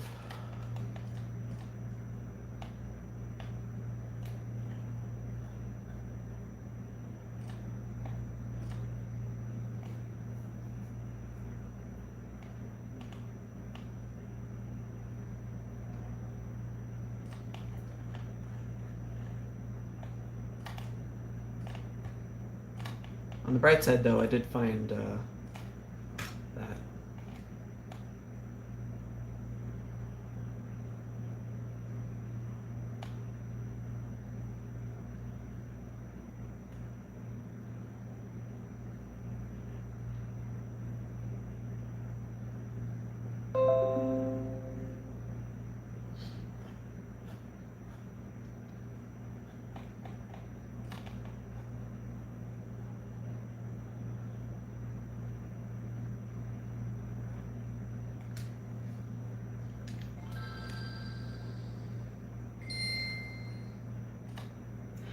Alex, this might be a dumb question, but were any of these carts paired ahead of time? I'm gonna assume no, because I bought a whole bunch of shit. But now my problem is I don't know how to pair these. It just boots into wireless GBA, and I don't know if it's not paired or if it's not working. That is my concern, or that is my current problem. Should all be on the default channel. Okay. So it should work. I'm going to assume the problem is my wiring, because that's already been a problem twice so far.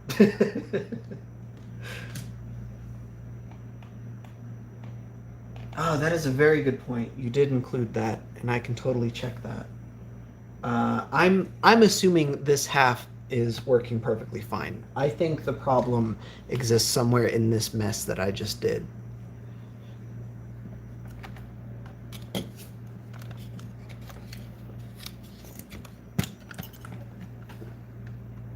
I have a blinking LED. It should light up if it detects a wireless signal.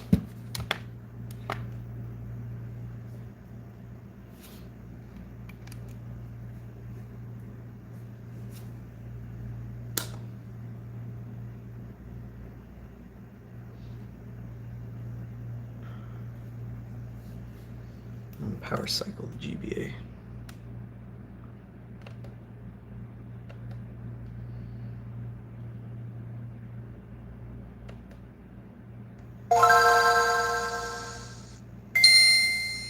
Oh, now it's lit up solid.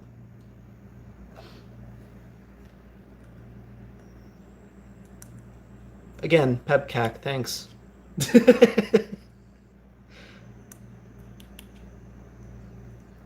at that.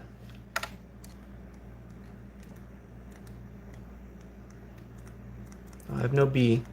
It's probably a wiring problem again. I have start. Select obviously isn't working. I have L. You can't see it, but I have R. And I have the D-pad. But the best part, I have multiple buttons simultaneously, which you can't see because my arm is totally in the way. Oh, well, I guess I can only have so many buttons at the same time. Either way, it's better than the controller.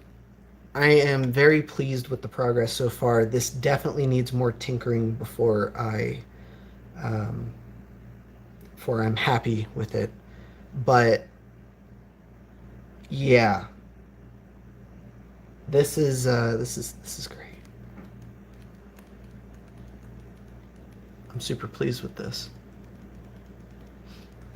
I just gotta fix that short because that is a problem.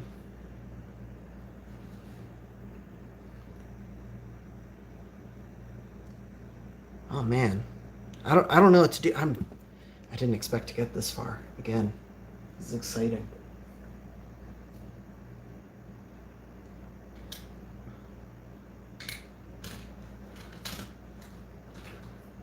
I still have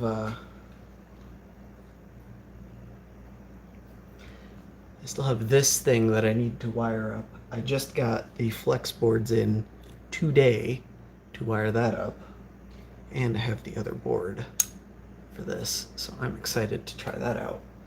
But that is going to be for another time. I think I have struggled with this long enough. I know I need a break. I've been working on this too long. I need to step away. But this is progress. This is working. I just need to improve my soldering of that flex cable to the MCU. And then I think that's it. I think everything else should be good. Also, I highly recommend getting the polarity correct on the ow. I touched the thing that I said not to touch. I'm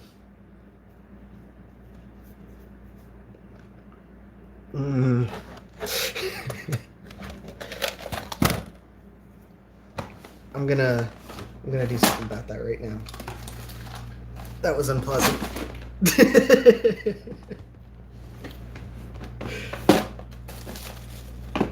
Marshall's sitting there laughing his ass off because he did the exact same goddamn thing.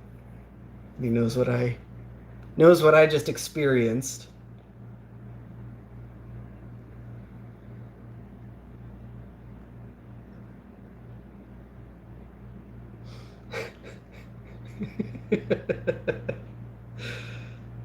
Okay.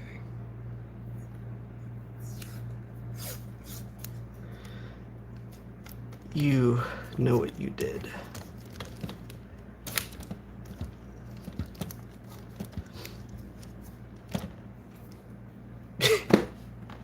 Hey, Adam, no. Bad. This isn't the boxy pixel unhinged shell. How dare you?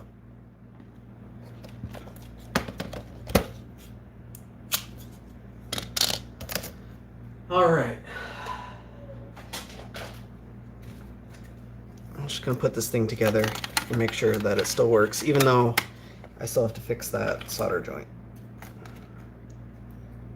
But it's progress.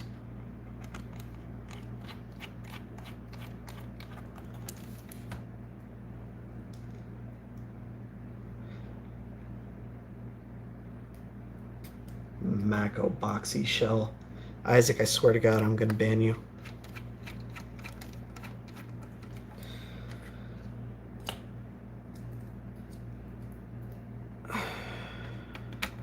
This shell that you're asking about, Game Boy Advance shell, that is my own custom design that at this point is basically a meme because it keeps getting delayed indefinitely. Trust me, the design is basically done and ready for manufacture, and it is currently on hold because of reasons. I can't say why, but I can say that they are due to external factors. And as soon as those external factors are resolved, I can begin manufacture of the shell and start getting them out to the people who want them. But you don't have to take my word. They are basically done. I've got a bunch of them. But those are all the shells that exist. It's only the 12 or so that I have in that bin. I'm kidding, there's actually another 12 somewhere. I don't have them, but they exist. They are real. But those particular shells are an earlier revision. And because I know it's all that you guys are going to be able to talk about now, for reference, this is the current design. One of the facets is the smoothed cutouts for the buttons. You can see, nice, rounded, pretty. Whereas this one is angled and sharp. Personally, I think this design looks better, but this design feels better in the hand, so that's what we're going with. And all of the ones in that bin are the old design.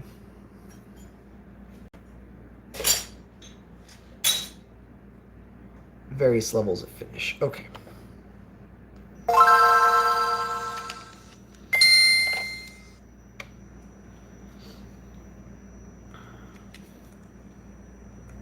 I have no B button, so I have to update it. Which kind of defeats the purpose, but... Well, without that, I can't really test Mario, can I? I mean, I suppose I can. Here we go! Super Mario! Let's go! Yeah, I'm not going to get very far without B.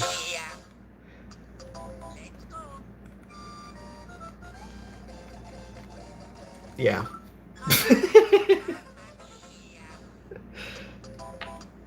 let me test this.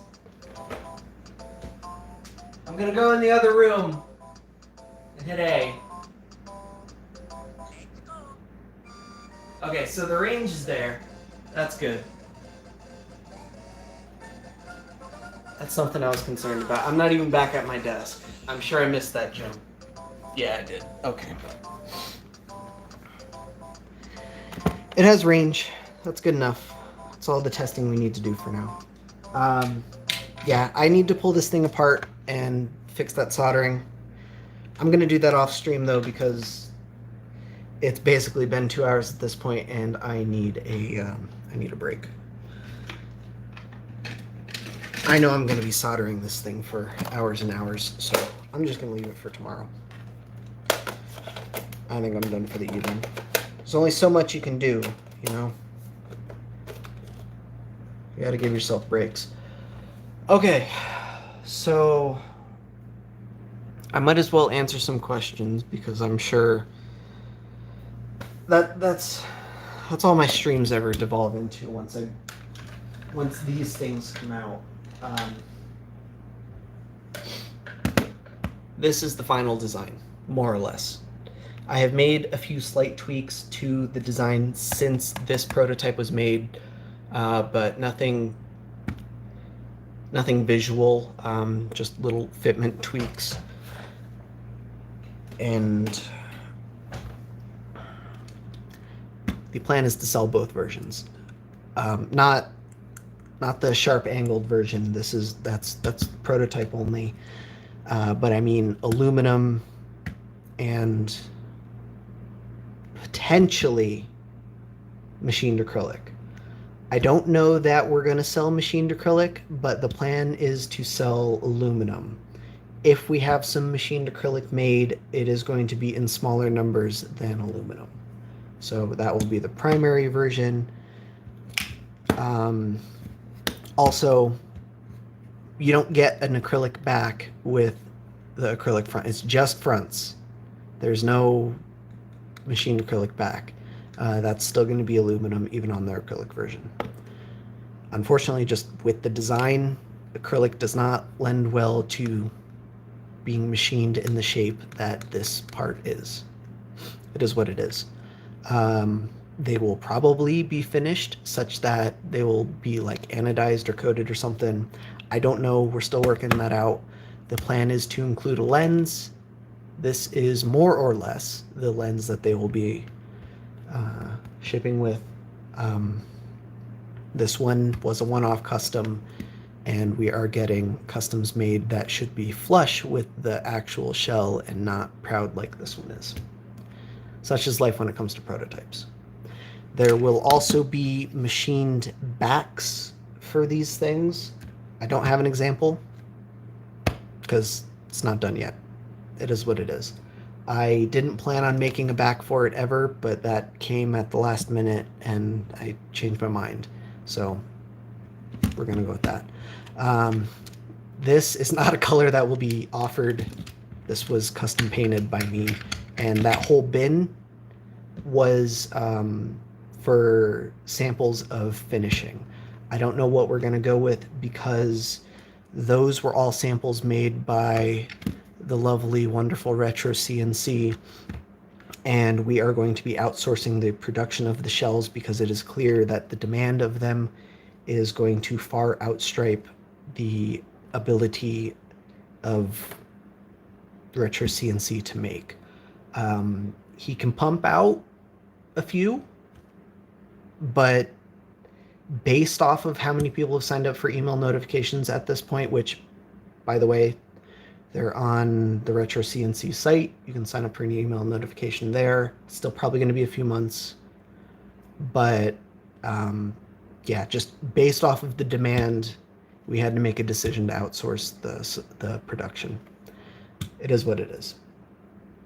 We're still working out the details. Once we finally decide to hit go on that and start production, it's still going to be a few months before they are made, shipped, and then put up for sale. You guys know what I know now.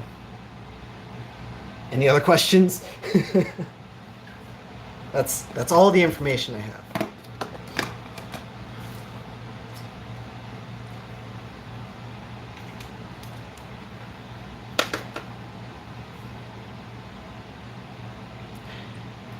I don't think it's going to include the backlight kit that you need to put one of these together, but I think you will be able to purchase one with the shell.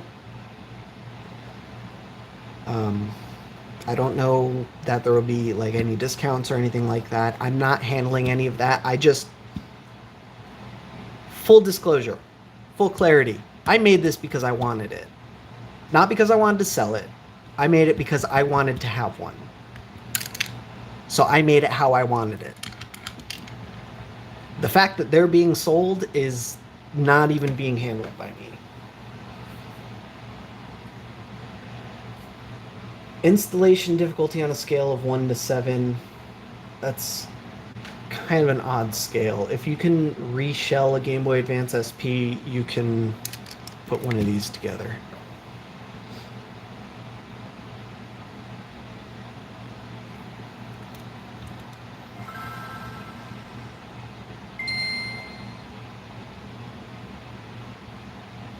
But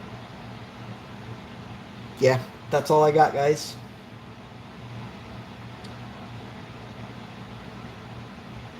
Thanks for sticking around with me.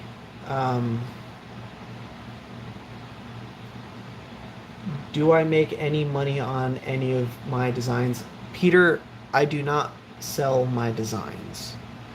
I have given the rights to manufacture my designs to Retro Game Repair Shop and Retro CNC, and I'm letting them handle it.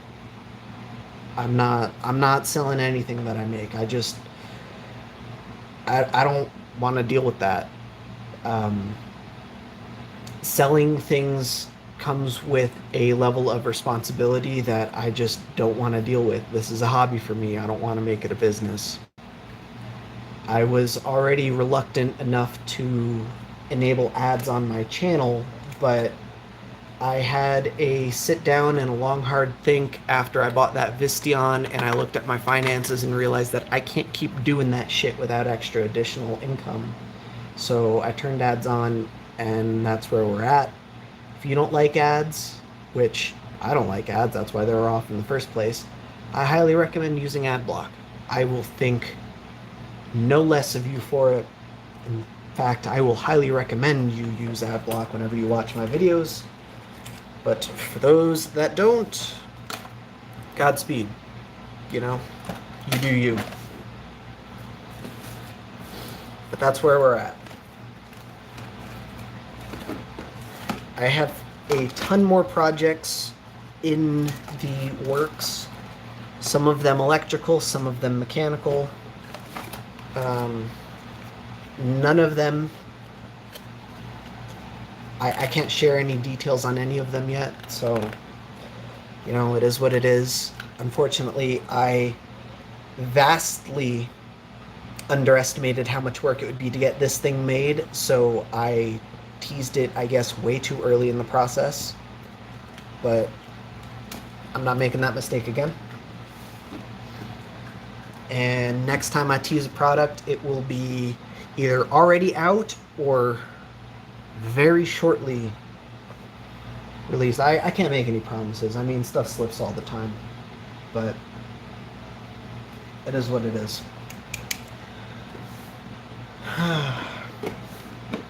And for context, because I have one,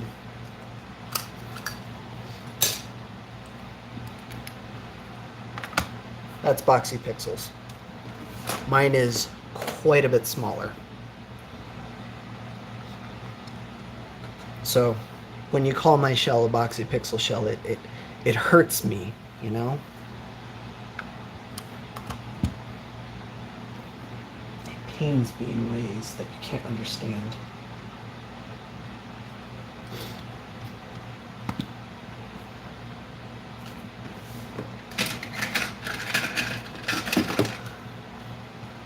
Also, not that I'm trying to start anything, But, you know, I'm just throwing this out there that my design works with, you know, e-readers and Game Sharks, whereas Boxy's is not so fortunate, bud.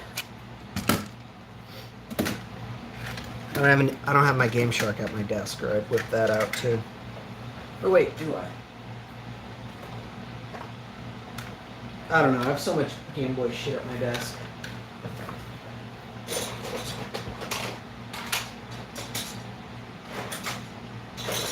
Hey, what do you know? I do have a Game Shark at my desk.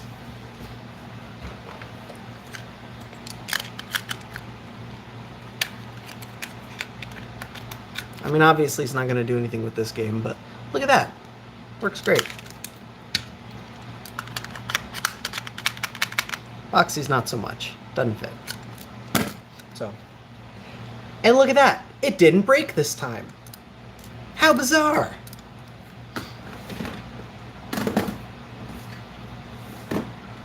Anyway, that's all I got. I'm tired. I'm gonna go shitpost in video game form. Peace, bitches.